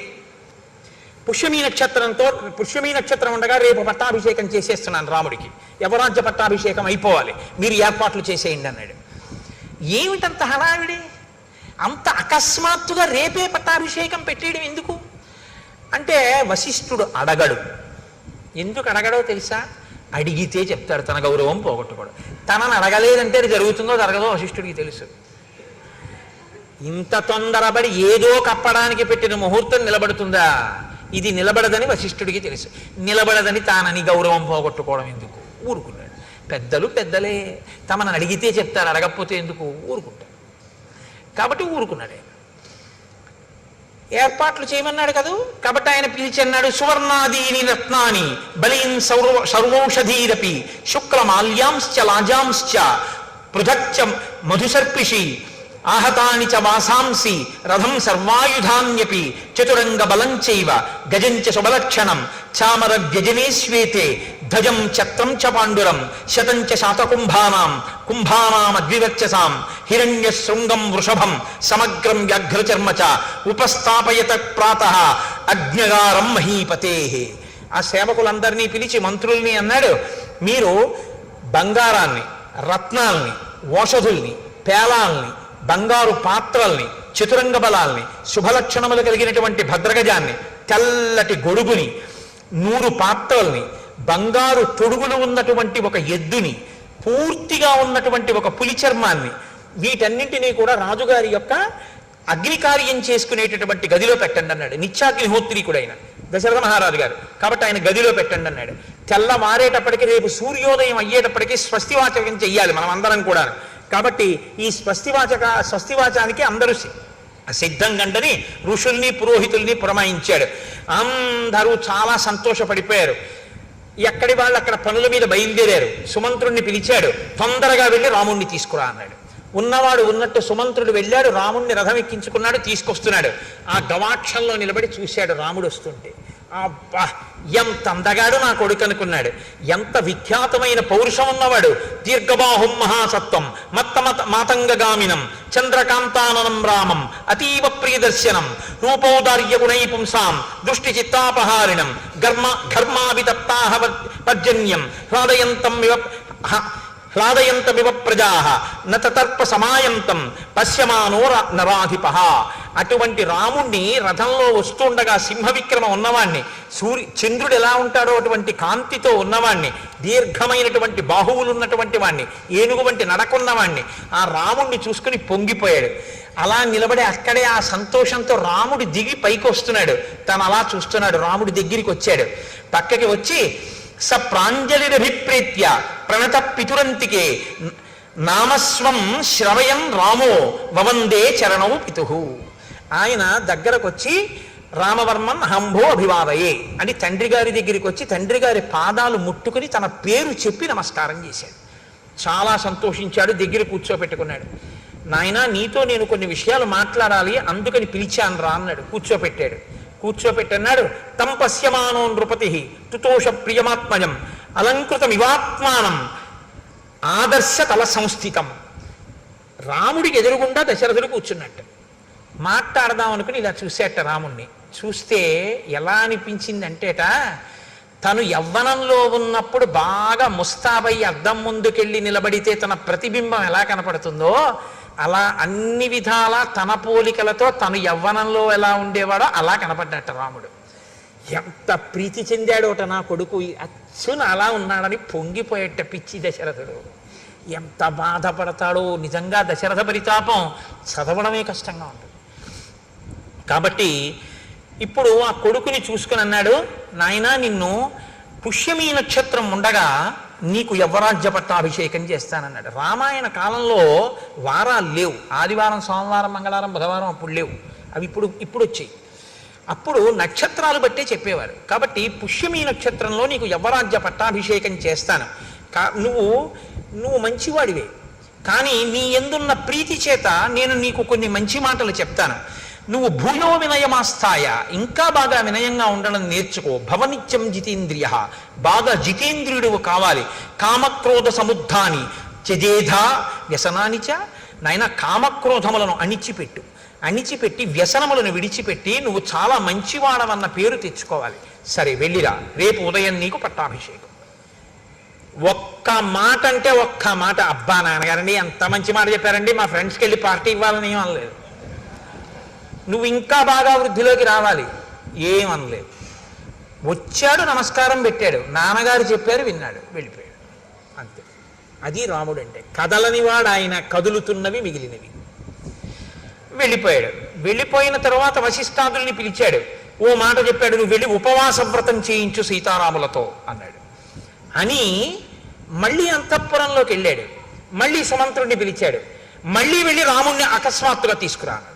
అంటే మీకు ఒక విషయం బాగా గమనించాలి. ఇప్పుడు దశరథుడు మనస్సు స్థిరంగా లేదు, ఏదో భయపడుతున్నాడు. ఆ పని అవుతుందా, చాలా ఉద్వేగంగా ఉన్నాడు. రాముడికి పట్టాభిషేకం చేసేస్తానా, అయిపోతే బాగున్నాం, ఏదో కంగారు పడిపోతున్నాడు. మళ్ళీ పిలవమన్నాడు. మళ్ళీ వెళ్ళాడు సుమంత్రుడు. ఆశ్చర్యపోయాడు రాముడు. అదేంటి ఇప్పుడే వచ్చావు అన్నాడు. దశరథుడు మళ్ళీ పిలుస్తున్నాడు. వస్తావో రావో నీ ఇష్టం అన్నాడు. తప్పకుండా వస్తాను, కానీ నాన్నగారు మళ్ళీ వెంటనే ఎందుకు పిలిచారు? మళ్ళీ వెళ్ళాడు. మళ్ళీ వెళ్ళి అంతఃపురంలో మళ్ళీ ఎదురుగుండా వెళ్ళి నమస్కారం చేసి నించున్నాడు. కూర్చున్నాడు. అనుభూతాని చేష్టాని మయా వీర సుఖాన్యపి దేవర్షి పితృ విప్రాణాం అనృణోస్మి తథాత్మనః. నాయన రామ, నేను చాలా పెద్దవాడిని అయిపోయాను. నేను ఎన్ని భోగాలు అనుభవించాలో అన్నీ నేను అనుభవించేశాను. దేవర్షి పితృ విప్రాణాం, దేవతల యొక్క, పితృ అంటే తండ్రి యొక్క, విప్ర బ్రాహ్మణుల యొక్క, మధ్యలో దేవర్షి ఋషుల యొక్క రుణాన్ని నేను తీర్చేసుకున్నాను. కాబట్టి నా ప్రయోజనం పూర్తయిపోయింది. అనేక యజ్ఞయాగాలు చేశాను, దేవతల రుణం తీర్చుకున్నాను. ఋషులు ఇచ్చినటువంటివి చదువుకున్నాను, ఋషి రుణం తీర్చుకున్నాను. పితృదేవతలు నన్నెలా కన్నారో అలా నేను మిమ్మల్ని కన్నాను, వాళ్ళ రుణం తీర్చుకున్నాను. బ్రాహ్మణులకి విశేషమైన దానాలు చేశాను, దానివల్ల వాళ్ళ రుణం తీర్చుకున్నాను. నాకు అన్ని రుణాలు తీరిపోయాయి. కానీ రామ, ఈ మధ్య నాకు దుశ్శకునములు కనపడుతున్నాయి, పగటిపూట కనపడుతున్నాయి, స్వప్నంలో కనపడుతున్నాయి. అకస్మాత్తుగా ఉల్కలు నేల మీద పడుతున్నాయి. నా జాతకంలోకి సూర్యాంగారక రాహుభి, సూర్యుడు, అంగారకుడు, రాహువు ముగ్గురు కూడా నా జన్మ నక్షత్రాన్నంతటినీ కూడా ఆక్రమించి ఉన్నారు. కాబట్టి నేను ఉంటానా ఉండనా అన్నది అనుమానాస్పదం. నేను ఎంతకాలం ఉంటానో తెలియదు. దానితో పాటు నీతో ఒక మాట చెప్తాను. తద్యావదేవమే చేతో న విముంచతి రాఘవ తావదేవాభిషించస్వ చలాహి ప్రాణినామ్మతి. రామ, నిన్ను పిలిచి పట్టాభిషేకం చేస్తానన్నాను కదా రేపు పొద్దున్నే, అలా చెయ్యాలని అనుకుంటున్నాను. కానీ మనుష్యుల యొక్క మనస్సులు ఉన్నాయి చూసావు, ఇవి మారిపోతుంటాయి. కాబట్టి నా మనసు మళ్ళీ మారకముందే ఈ యమరాజ్య పట్టాభిషేకం అయిపోని. అలా ఎందుకు మారుతుంది నాన్నగారు మీ మనస్సు? అడగడు రాముడు. మారితే ఏమవుతుంది? ఇవ్వరు. ఇవ్వకపోతే ఏమవుతుంది? నేను ఆయన కొడుకునే, నాకు తండ్రి అంతే. కాబట్టి ఇంకెందుకు? నాకు ధర్మం ఏమిటి? నాన్నగారు చెప్తే రాజ్యం పుచ్చుకోవాలని, నాన్నగారు వద్దంటే మానేయడు. కాబట్టి నా కలర్ ఏమిటి? ఊరుకుంటాడే. ఎవరు తొట్టుపడిపోతున్నాడు? దశరథుడు తొట్టుపడిపోతున్నాడు. ఇంకొక మాట అన్నాడు దాంతోపాటు, నాయన విప్రోషితశ్చ భరతో యవదేవ పురాదిత తావదేవాభిషేకస్తే ప్రత్తకాలో మతో మమ కామం ఖలు సతాం వృత్తే భ్రాతాతే భరతస్థిత జ్యేష్ఠానువర్తి ధర్మాత్మ సానుక్రోశో జితేంద్రియ కింటు చిత్తం మనుష్యాణం అనిత్యమితి మే మతి సతాంతు ధర్మ నిత్యానాం కృతశోభిచరాగవ. భరతుడు చాలా దూరదేశంలో ఉన్నాడు, వాళ్ళ తాతగారి దగ్గర ఉన్నాడు ప్రస్తుతం. భరతుడు వాళ్ళ మేనమామగారి ఇంటి నుంచి అయోధ్యకి వచ్చే లోపలే నీ పట్టాభిషేకం అయిపోవాలి. అంటే చిన్న విషయాన్ని బయట పెట్టాడు ఇక్కడ. భరతుడు వచ్చే లోపల ఎందుకు అయిపోవాలి? రాముడి తర్వాత వాడు భరతుడు. కానీ భరతుడికి రాజ్యం ఇవ్వవలసిన అవసరం ఉందన్నమాట. ఏదో రాముడు ఉండగా భరతుడికి ఎందుకు ఇవ్వాలి అంటే, భరతుడికి రాజ్యం ఇస్తానని దశరథుడు ఏదో మాట ఇచ్చి ఉండాలి. భరతుడికి ఆ మాట ఇచ్చినట్టు రామాయణంలో లేదు కాబట్టి భరతుణ్ణి కన్నా తల్లికి ఇచ్చి ఉండాలి, లేకపోతే ఆ పిల్లని తనకి ఇచ్చిన వాళ్ళకి ఇచ్చి ఉండాలి. అది వాళ్ళకి తెలియకుండా ఈ పట్టాభిషేకం అయిపోవాలి. ఎందుకంటే ఇప్పుడు పిల్లలు పుట్టాక రాముడి మీద వ్యామోహం పెరిగింది. పెద్దవాడు ధర్మాత్ముడు, ఏది చూసి రాముడికి ఇవ్వకుండా ఉండను. అందుకని ఇప్పుడు రాముడికి ఇచ్చేయడానికి, భరతుడికి ఇవ్వకుండా ఉండడానికి భరతుడు రాకుండా చేసేస్తాను అంటూ, నాయన అతను చాలా మంచివాడు, నిన్ను అనువర్తిస్తాడు, జ్యేష్ఠుడంటే ప్రేమ ఉన్నవాడు, గౌరవం ఉన్నాడు, భరతుడు తక్కువవాడని నేను అన్న చాలా మంచివాడు. కానీ రామ ఏం చెప్పగలం, ఎవరి మనసులు ఎప్పుడు ఎలా ఉంటాయో అంటే. లోపల ఏమిటంటే, ఒకవేళ భరతుడికి రాజ్యం ఇమ్మని ఎవరైనా అడిగినా నువ్వు మాట ఇచ్చావు కదా ఈ అన్నా, అలా నాకు అక్కర్లేదు రాముడికే ఇవ్వండి అని భరతుడు అంటాడని ఒక నమ్మకం. ఏమో రాజ్యం కదా, మీరు మాట ఇచ్చారు కదా నాన్నగారు నాకే చేయండి అంటాడేమో అని భయం. అందుకని ఎవరి మనసులు ఎలా ఉంటాయో అన్నాడు. అని మళ్ళీ అన్నాడు, బయలుదేరు వెళ్ళి ఉపవాసం చేయి, రేపు పొద్దున్న ఇచ్చేస్తాను, పట్టాభిషేకం చేసేస్తాను అంటే. ఎంత కదిలిపోతున్నాడో దశరథుడు. ఆ రాత్రి దశరథుడి జీవితంలో ఎంత భయం తొట్టుపాటు ఉన్న రాత్రో మీరు గమనించండి. కానీ మళ్ళీ వశిష్ఠ మహర్షిని పిలిచాడు. సీతారాములకి ఉపవాసం చెయ్యమని చెప్పావా, వెళ్ళు చెప్పిరా అన్నాడు. ఆయన ప్రత్యేక రథం వేసుకుని రాముడి అంతఃపురానికి వెళ్ళారు. వశిష్ఠ మహర్షే వచ్చారని తెలుసుకుని రామచంద్రమూర్తి గబగబా బయటికి వెళ్ళి వశిష్ఠ మహర్షికి నమస్కారం చేసి చెయ్యిచ్చి రథంలోంచి కిందకి దింపారు గౌరవానికి. దింపి లోపలికి తీసుకెళ్లారు, కూర్చోపెట్టారు. ఆయన అన్నారు, ఇత్యుక్త్వా సతదారామం ఉపవాసం యతవ్రతం మంత్రవత్కారయామాస వైదేహ్యా సహితం ముని. నాయనా నీకో మంత్రం ఇస్తున్నాను, నువ్వు ఉపవాసం చెయ్యి అన్నారు. మనకి ఇవాళ రేపు ఉపవాసం అంటే ఏమిటి అంత అల్లరి ఉంటుందా అనిపిస్తుంది మనకి. కానీ చిత్రం ఏమిటో తెలుసా అండి, అసలు ఉపవాసం అన్న మాట ఎందుకు వచ్చిందో మీరు తెలుసుకోవాల్సి ఉంటుంది. ఉప అంటే సమీపమునందు, వసి అంటే నివసించుట. ఉపవాసము అనేటటువంటిది ఎప్పుడు పడితే అప్పుడు చెయ్యమని శాస్త్రం చెప్పలేదు. ఇది మీరు బాగా గమనించాలి. మొదట ఉపవాసము అన్నది ఎందుకు వచ్చిందో తెలుసా అండి, బాధను గుర్తెరుగుట కొరకు. ఇది ముందు తెలుసుకోవాలి. ఎందుకు గుర్తెరుగుట కొరకు అంటే, తినగలిగి తినకూడదు. మీరు తినగలరు, ఆకలి ఉంది కానీ తినరు. ఇప్పుడు బాధ వేస్తుందా వేద, ఆకలి వేస్తుందా వేద, వేసేస్తుందా టైంకి, కానీ మీరు తినరు. ఇప్పుడు నీరసంగా ఉంటుందా ఉండదా, ఉంటుంది. జాగరణ ఎందుకు చేయాలి, నిద్ర వస్తుంది కానీ పడుకోరు. ఎందుకు పడుకోరు, ఇంట్లో అన్నీ ఉన్నాయి, చక్కగా పడకుంది అన్నీ ఉన్నాయి కానీ పడుకోరు. పడుకోకపోతే ఉండే బాధ ఏమిటో అనుభవిస్తారు, అన్నం తినకపోతే ఉండే బాధ ఏమిటో అనుభవిస్తారు. ఈ రెండు ఎందుకు అనుభవిస్తారు ఉపవాసంలో అని చెప్పారో తెలుసా అండి. శరీరంలోంచి జీవుడు నిష్క్రమిస్తాడు, ఏదో ఒకనాడు వెళ్ళిపోవాలి, తప్పదు, ఇందులోంచి వెళ్ళిపోతాడు. వెళ్ళిపోయినప్పుడు బాధతో వెళతాడు తప్ప సంతోషంతో వెళ్ళడు. వెళ్ళిపోయేటప్పుడు చాలా సుఖంగా ఉంటుందని మీరు అనుకోవద్దు, చాలా బాధగానే ఉంటుంది. వినిర్ముక్తం అయ్యేటప్పుడు ఒక్కొక్కసారి 1,00,000 తేళ్లు కుట్టిన బాధ ఉంటుందని చెప్పారు. ఆ వినిర్ముక్తమైనప్పుడు బాధలో ఈశ్వరుడు ఎలా గుర్తొస్తాడు మీకు, ప్రయత్నపూర్వకంగా బాధలో ఈశ్వర స్మరణ మీరు అలవాటు చేసుకోవాలి. కాబట్టి తినగలిగి తినకుండా ఈశ్వర స్మరణ, పడుకోగలిగి పడుకోకుండా ఈశ్వర స్మరణ, అది జాగరణ ఉపవాసం. అది అందుకొచ్చింది. అది మీ ఇష్టం వచ్చినట్టు చేశారనుకోండి, ఈ శరీరాన్ని బాధ పెట్టిన పాపం మీ ఖాతాలో వేస్తారు. మరి ఉపవాసం ఎప్పుడు చెయ్యాలి, మీ ఇష్టం కాదు, శాస్త్రం నిర్ణయం చేసింది ఎప్పుడు చెయ్యాలో. ఒక్క ఏకాదశి నాడు మాత్రమే ఉపవాసం చెయ్యాలి. ఏకాదశి తిథి ఉపవాసం, ద్వాదశి పారణ. సూర్యోదయం అవగానే ఎంత తొందరగా వీలైతే అంత తొందరగా భోజనం చేసేయాలి. యంత్రాలని కూడా ఏం చేస్తా అంటే షట్ డౌన్ అని ఆఫ్ చేస్తారు కొన్నాళ్ళు, ఓ 2 రోజులు విశ్రాంతిని ఇస్తారు, ఘర్షణ పుట్టేస్తుందని. మీరు ఈ శరీరంలో కొన్నింటిని ఆపడం మీ తరం కాదు, ఆపకూడదు కూడా. గుండె ఆపుతానంటే 2 రోజులు రెస్ట్ ఇస్తానంటే కుదరదు, ఊపిరితిత్తులు ఆపుతానంటే కుదరదు. కానీ అన్ని అవయవాలకి కావలసినటువంటి రక్తాన్ని తయారు చేయడానికి, తీసుకున్న పదార్థాన్ని జీర్ణం చెయ్యడానికి ఈ వ్యవస్థ నిరంతరం పనిచేస్తుంది. నిరంతరం పనిచేసే ఈ వ్యవస్థకి విశ్రాంతినిస్తే అది మరింత సంతోషంగా పనిచేస్తుంది. ఈ శరీరానికి అన్నం ఇవ్వడం ఆపి భగవత్ కీర్తనామృతంతో దీన్ని నింపుతారు. ఆ ఉపవాసం అన్నాడు. భజనామృతము, భజన చేత అమృతం, స్తోత్రామృతము, స్తోత్రములతో అమృతం, ధ్యానామృతము, ధ్యానము చేత అమృతం. తప్ప ఉపవాసం ఉండి ఆఫీస్కి వచ్చేసానంటే అని వెళ్ళిపోకూడదు. ఉపవాసం కాదు. అది ఏమిటవుతుందో తెలుసా అండి? తినగలిగి తినకుండా ఉండి ఒకనాడు కిందటి జన్మలో నువ్వు అన్నం తించదు అనుకుంటే ఆ వ్యవధిలో ఉపవాసం ఉండాలి.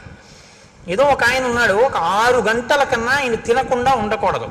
కాబట్టి ఇప్పుడు 6 గంటలు మాత్రమే ఉండి శరీరము పడిపోకుండా నిలబెట్టడానికి వీలైనటువంటి సాత్విక పదార్థంతో శరీరాన్ని నింపాలి. ఎంత తింటే కన్ను పడిపోతుందో, ఆవలింత వస్తుందో అంత తినకుండా, ఎంత తింటే కడుపు నిండిపోయి కన్ను పడిపోకుండా ఉండి శరీరం నిలబడుతుందో, ఈశ్వరారాధనకి యోగ్యతతో ఉంటుందో అంత మాత్రమే పెట్టాలి. అంటే ఒక యాపిల్ పండు తిను, ఒక గ్లాసు పాలు తాగు, తప్పులేదు. అసలండి నేను ఉపవాసం, నేను స్పృహ తప్పిపోయినా తినను, నా షుగర్ రేటింగ్ పడిపోయి నేను కోమాలోకి వెళ్ళిపోయినా తినను అన్నారనుకోండి, అది ఉపవాసము కాదు. మీరు బాగా గుర్తుపెట్టుకోండి, అది శరీరమును శోషింపచేయుట. అలాగని నేను ఉండలేనండి అని ఎప్పుడూ తినేయకూడదు. ఎప్పుడో అప్పుడు ఉపవాసం ఉండాలి. 3 గంటలు ఉండగలవా? ఉండు. 4 గంటలు ఉండగలవా? ఉండు. అరగంట ఉంటానండి అని చెప్పి ఇడ్లీ 8 తినేది 8:30కి తినేయకూడదు. ఏదో ఒక రోజున నువ్వు ఉండగలిగిన వ్యవధి చూసుకుని ఉపవాసం చెయ్యాలి. ఆ ఉపవాసంలో ఏం చెయ్యాలి అంటే, మీరు రోజల్లా ఉపవాసం ఉన్నారనుకోండి, రోజల్లా ఉపవాసం అంటే అర్థం ఏమిటో తెలుసా అండి? మీరు ధ్యానమునందు ఉండాలి. మార్చి మార్చి ఉపవాసం చేయాలి. మేము ఒకసారి సత్యనారాయణ వ్రతం అసలు శాస్త్రంలో ఎలా చెయ్యాలో అలా చేశాం. కాపవరంలో చేశాం కదా శర్మ గారు. పగలల్లా ఉపవాసం ఉండమంటుంది. స్కాందపురాణే రేవాఖండే అంటాం. అది చెప్పేదోటి మనం చేసేదోటి అనుకోండి. సత్యనారాయణ వ్రతం పొద్దున చేసేస్తాడు, అందులో ఎక్కడ పొద్దున చేయమని ఉండదు. ఉపవాసం ఉండి సాయంకాలం చేయి, గోమయంతో అలుకక్కడని ఉంటుంది. ఎవడో ఆవు పేడతో అలికేవాడు ఉండడు. ఆ మంటపాన్ని దానం చేసేయని ఉంటుంది. నిన్ను ఎవడ పెట్టమన్నాడు? అష్టలక్ష్మి వెండి చెంబు. మంటపం దానం చేసి చెంబు వీడు దాచేసుకుంటాడు. ఇంకా మంటపం దానం ఏమిటి? వ్రతమా వ్రత భంగమా? నువ్వు ఇవ్వగలిగిన రాగి చెంబే పెట్టి నిన్ను ఎవడెట్టమన్నాడు? మీ ఇంట్లో ఉంది అష్టలక్ష్మి చెంబని. అష్టలక్ష్మి చెంబు పెట్టడం ఎందుకు? మంటపం దానం చేసి చెంబు దాచేసుకోవడం ఎందుకు? చెంబెట్టి దానం మంటపం ఇచ్చేస్తే చెంబు కూడా పోయిందంతే. ఇచ్చేసేయి, సంతోషంగా ఇచ్చేసేయి, ఏడుస్తూ ఇవ్వకు మళ్ళీ అదో గొడవ. కాబట్టి చేసేటప్పుడు పురాణం ఎలా చెప్పిందో అలా చేయాలి. కల్పం అంటారు, అంతేగాని మన ఇష్టం వచ్చినట్టు మనం చేయకూడదు. పగలంతా ఉపవాసముండుట అంటే మార్చి మార్చి ఈశ్వర సేవ చేస్తూ ఆయనకు దగ్గరగా ఉండాలి. తిన్నది కూడా ఆయన ప్రసాదం తినాలి. ఆయనకి పెట్టగా మిగిలినది తినాలి. అంతేకాని మనకని వండుకుని తినేసింది తినకూడదు. ఆ రోజున ఈశ్వరుడికి పెట్టగా మిగిలిందంటే ఏంటి? 4 సమోసాలు నైవేద్యం పెట్టానండి తిన్నానండి అనకూడదు. ఈశ్వరుడికి పెట్టగా మిగిలిందంటే ఏమిటో తెలుసా అండి? చెరువు ఎప్పుడూ మిగలకుండా ఉండకూడదని శాస్త్రం కదండి. హవిష్యం యజ్ఞం చేసేటప్పుడు, హోమం చేసేటప్పుడు సరిపోయేటంత ఉండకూడదు, కొంచెం ఎక్కువ ఉండాలి. హవిష్య పాత్రలో హవిష్యం మిగలాలి ఎప్పుడు కూడా. అది వేస్తారు. మిగిలిన హవిష్యం ఉంటుంది, దానికి రుచి ఏమి ఉండదు. అదేం దాంట్లో మిరియాలు, ఉప్పు, కారం అన్నీ వేసుకుని ఏం తయారు చేసుకోరు. అదేదో కమ్మగా ఉంటుంది అంతే, పచనం చేసి ఉంటుంది. అది దాన్ని ఇంట్లో హోమం చేసేసిన తర్వాత పాత్రలో మిగిలిపోయిన హవిష్యం ఏది ఉంటుందో దాన్ని తినాలి ఆ రోజున. అందుకే ఓ మాట అంటారు, స్వామి పుష్కరిణీ స్నానం సద్గురో పాదసేవనం ఏకాదశి వ్రతంచాపి త్రయం అత్యంత దుర్లభం. ఏకాదశి వ్రతం ఎవడు చెయ్యడరా అంటారు. ఇదే కారణం. ఇలా చేస్తే ఒక్క ఏకాదశి వాడి జీవితం సంస్కరింపబడుతుందంటారు, ఈశ్వరానుగ్రహం కలుగుతుందని. కాబట్టి ఉపవాసం ఏమిటో చెప్పిరా నా కొడుక్కి కోడలకి అన్నాడు. ఎందుకు చెప్పాలి? మా అబ్బాయికి తెలుసు, మా కోడలికి తెలియదు. మా అబ్బాయి చేత మా కోడలికి చెప్పిస్తే అమ్మ బాబోయ్ ఇవాళ ఉపవాసమా అంటే మావాడు చిన్నపుచ్చుకుంటాడు. కులగురువు కదా, ఇద్దరినీ కూర్చోబెట్టి నువ్వు చెప్పాలి ఇలా చెయ్యండి అని. ఏమో తెలుసున్నది ఎక్కడైనా సరిగ్గా ఆచరించలేకపోతాడో. ఈశ్వరానుగ్రహం రాముడికి బాగా ఉండాలి, ఉపవాసం చెయ్యాలి, అందుకని వెళ్ళు. ఉపవాసం చేసిన రోజు రాత్రి భార్యతో కలిసే పడుకోవాలి, కానీ మనసు కదలకూడదు. మనసు కదలకుండా పడుకోవాలంటే పూజామందిరంలో పడుకోవాలి. పూజామందిరంలో దర్భాసనం వేసుకుని పడుకోవాలి భార్యతో కలిసి. తప్ప ఆవిడతో కలిసి పడుకుంటే నా ఉపవాసం పాడైపోతుందండి అని ఇద్దరు చెరోగదిలో పడుకోకూడదు. ఇంకా నువ్వు ధర్మబద్ధమైన దాంపత్యం ఏం చేస్తావు? దర్భాసనం వేసుకుని ఇద్దరు పూజామందిరంలో పడుకుంటే ఆవిడ నీ పక్కనున్నా నీ మనసు కదలకూడదు. ఈశ్వర పాదముల దగ్గర నేను పడుకున్నాను, ఉపవసించి ఉన్నానని పడుకోవాలి. ఇది ఉపవాసం అని చెప్పిరా వశిష్ఠ. అలా మా వాడు చేస్తే బాగా ఈశ్వరానుగ్రహం కలుగుతుంది. కలిగితే నేను అనుకున్న సంకల్పం నెరవేరుతాను. నెరవేరితే రేపు వాడికి పట్టాభిషేకం అయిపోతుంది. అయిపోతే అమ్మయ్య నాకు పెద్ద బరువు తీరిపోతుంది. రాముడి వైపు నుంచి ఈశ్వరానుగ్రహాన్ని పరిపుష్టం చేస్తున్నాడు దశరథుడు. చేస్తున్నాడా, మనకి నేర్పుతున్నాడా ఉపవాసం అంటే ఏమిటో? మనకి అంటే మీరు నేర్చుకోక్కర్లేదు, మీరు పెద్దలు, మీకు అన్నీ తెలుసు. నాబోటిగాడి గురించి నేను మాట్లాడేది. కాబట్టి ఉపవాసం అంటే ఏమిటో తెలుసుకోవాలంటే మనం రామాయణం అయోధ్యకాండ చదవాలి. మీరు ఏ చిన్న విషయాన్ని తెలుసుకోవాలన్నా రామాయణంలోకే చూడాలి. రామాయణంలో ఉండని ధర్మం మీకేం ఉండదు. కాబట్టి ఉపవాసం అంటే ఇది అని తెలుసుకుని చేస్తే అది ఉపవాసం, అది తెలుసుకోకుండా చేస్తే ఇంకోలా ఉంటాయి ఉపవాసాలు. కాబట్టి వెళ్ళవయ్యా, వెళ్ళి అలా చేయించు అన్నారు. ఇప్పుడు రాముడు ఏం చేశాడు అన్నారు అంటే, మహానుభావుడు ఆయన శేషంచ హవిషస్తస్య ప్రాశ్యాశా స్యాత్మన ప్రియం. ఆయన రాత్రి పడుకున్నప్పుడు దర్భాసనం వేసుకుని భార్యతో కలిసి దేవాలయంలో పడుకున్నాడు, విష్ణు భగవానుడి దేవాలయంలో. ఉదయం వేళ స్నానం చేసి గాయత్రి చేసి సంధ్యావందనం చేసుకుని, రాత్రి కదండి చెప్పాడు ఉపవాసం చేయమని. అందుకని ఆ రాత్రి ఉపవాసం చెయ్యాలంటే పదార్థం తినాలి కాబట్టి హోమం చేసి శ్రీమన్నారాయణుడి పేరు మీద యాగం చేసి ఆ యాగానికి వండినటువంటి హవిష్య పాత్రలో మిగిలినటువంటి హవిష్యాన్ని రాముడు తిన్నాడు. రాముడు తిన్నాడు అని చెప్తే సీతమ్మ కూడా తిన్నట్టే. వాళ్ళిద్దరూ ఆ హవిష్యాన్ని తిన్నారు. అర్థం లేని అనుమానాలు చాలా ఎక్కువ. అసలు సిద్ధాంతం తెలుసుకోరు. దీపంలో 2 ఒత్తులు వేయాలా 3 ఒత్తులు వేయాలా, బతికున్నన్నాళ్ళు అది అనుమానం. లేకపోతే ఉపవాసం అంటే యాపిల్ పండు తినచ్చా సమోసా తినచ్చా. నాకు ఆశ్చర్యంగా ఉంటుంది. ఒకసారి వెంకటాచలం వెళితే నేను ప్రసాదాలలో ఉచిత ప్రసాదం ఇచ్చే దగ్గర ఒక ఆవిడ తీసుకుని నాకు ఇచ్చేసింది. ఇచ్చేస్తే నేను అనుకున్నాను, ఏమమ్మా మీరు పులిహార తినరా ఏమన్నాను అంటే, కాదండి నేను ఇవాళ ఉపవాసం అంది. ఆవిడ ఉపవాసం అంట వెంకటేశ్వర స్వామి ప్రసాదమే తిందట. ఏం ఉపవాసం, దేనికి చేస్తున్నట్టు ఉపవాసం? ఉపవాసం ఈశ్వరానుగ్రహం కోసం. ఈశ్వరానుగ్రహమే ప్రసాదం. ప్రసాదమునకు ఈశ్వరానుగ్రహం ప్రసాద రూపంలో ఇస్తారు మీకు. అది తింటే అదే మీ మనసు అవుతుంది. మనసులో బుద్ధి వస్తుంది, బుద్ధి వలన ఆలోచన వస్తుంది, ఆలోచన వలన ఈశ్వరానుగ్రహంతో కూడిన ఆలోచన వలన మీ ఆపదకి పరిష్కారం దొరుకుతుంది, పరిష్కారం వల్ల మీరు గట్టెక్కుతారు. కాబట్టి ప్రసాదం తినండి అంటారు. ప్రసాదం వదిలేస్తే సత్యనారాయణ స్వామి వారి వ్రతకథలో కూతురు అల్లుడి గారి పడవ మామగారి పడవ మునిగిపోయి అంటారు. అంటే ఆ శాడిస్తే ఆ సత్యనారాయణ స్వామి ప్రసాదం తినని వాడు ఎవడు పడవలు ముంచేద్దామని చూస్తాడనే దాని అర్థం. అంటే ఈశ్వరానుగ్రహాన్ని వదిలేసుకుంది కాబట్టి పడవ మునిగిపోయింది, పుచ్చుకుంది కాబట్టి లేచింది. ప్రసాదం అనగా ఈశ్వరానుగ్రహము, అది తెలుసుకో. కాబట్టి ఇప్పుడు ప్రసాదము అంటే నిబద్ధత, ఈశ్వరానుగ్రహం తినాలి. కాబట్టి హోమం చేసిన తర్వాత మిగిలిన హవిష్యాన్ని, ఉపవాసం అంటే ఇంత వండుకు తినకూడదు, ఇంత వండి మిగిలినటువంటి ఇంత చెరో కబలం పుచ్చుకున్నారు. పుచ్చుకుని ఏం చేశారు? చక్కగా భూత్వానియతమానస శ్రీమత్యాయతనే విష్ణోహో శిష్యే నరవరాత్మజ. శ్రీ మహావిష్ణువు యొక్క దేవాలయంలో స్వామి పాదాల దగ్గర దర్భాసనం వేసుకుని సీతారాములిద్దరూ పడుకున్నారు ఆ రాత్రి. మరునాడు ఉదయం ఒక జాము ఉందనగానే లేచాడు, స్నానం చేశాడు, సంధ్యావందనం చేసుకున్నాడు, మనసు నిలబెట్టాడు, గాయత్రీ జపం చేశాడు. ఇంకా ఆ రాత్రి పూర్తయింది. పట్టాభిషేకం కోసం నాన్నగారి దగ్గరికి అంతఃపురానికి వెడతాడు. ఇది సీతారాములకు గడిచిన రాత్రి. అదే రాత్రి పౌరులకు ఎలా గడిచింది? వశిష్ఠ మహర్షి రాత్రి ఉపవాసం గురించి చెప్పి వెళ్ళిపోతున్నారట. రోడ్లు వచ్చేటప్పుడు విశాలంగా ఉన్నాయి, వెళ్ళేటప్పుడు ఇరుగ్గా ఉన్నాయి అన్నారు. ఎందుకని? ఇళ్లలో వాళ్ళందరూ వీధిలోకి వచ్చారు. ఎందుకు వచ్చారు?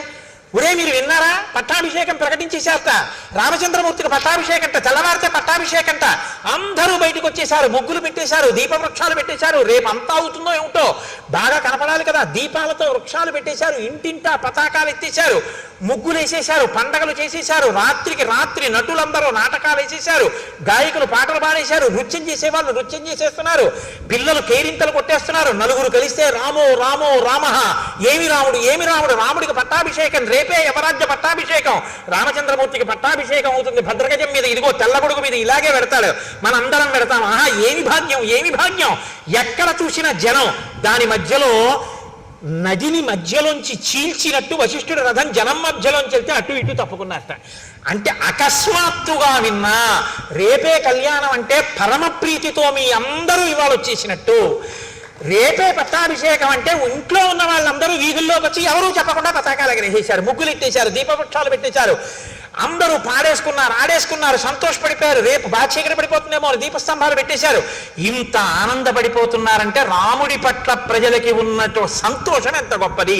ఇలా ప్రజలకి తెల్లవారింది, ప్రజలకు అలా తెల్లవారింది, రాముడికి సీతమ్మకి అలా తెల్లవారింది, వశిష్ఠుడికి అలా తెల్లవారింది, దశరథుడికి ఎలా తెల్లవారింది. ఇవాళ ఎందుకులేండి, బుగ్గన చుక్క పెట్టుకుని సీతారాములు సంతోషంగా ఉన్నారు, కళ్యాణ రాముడై. ఇక్కడ వరకే విందాం.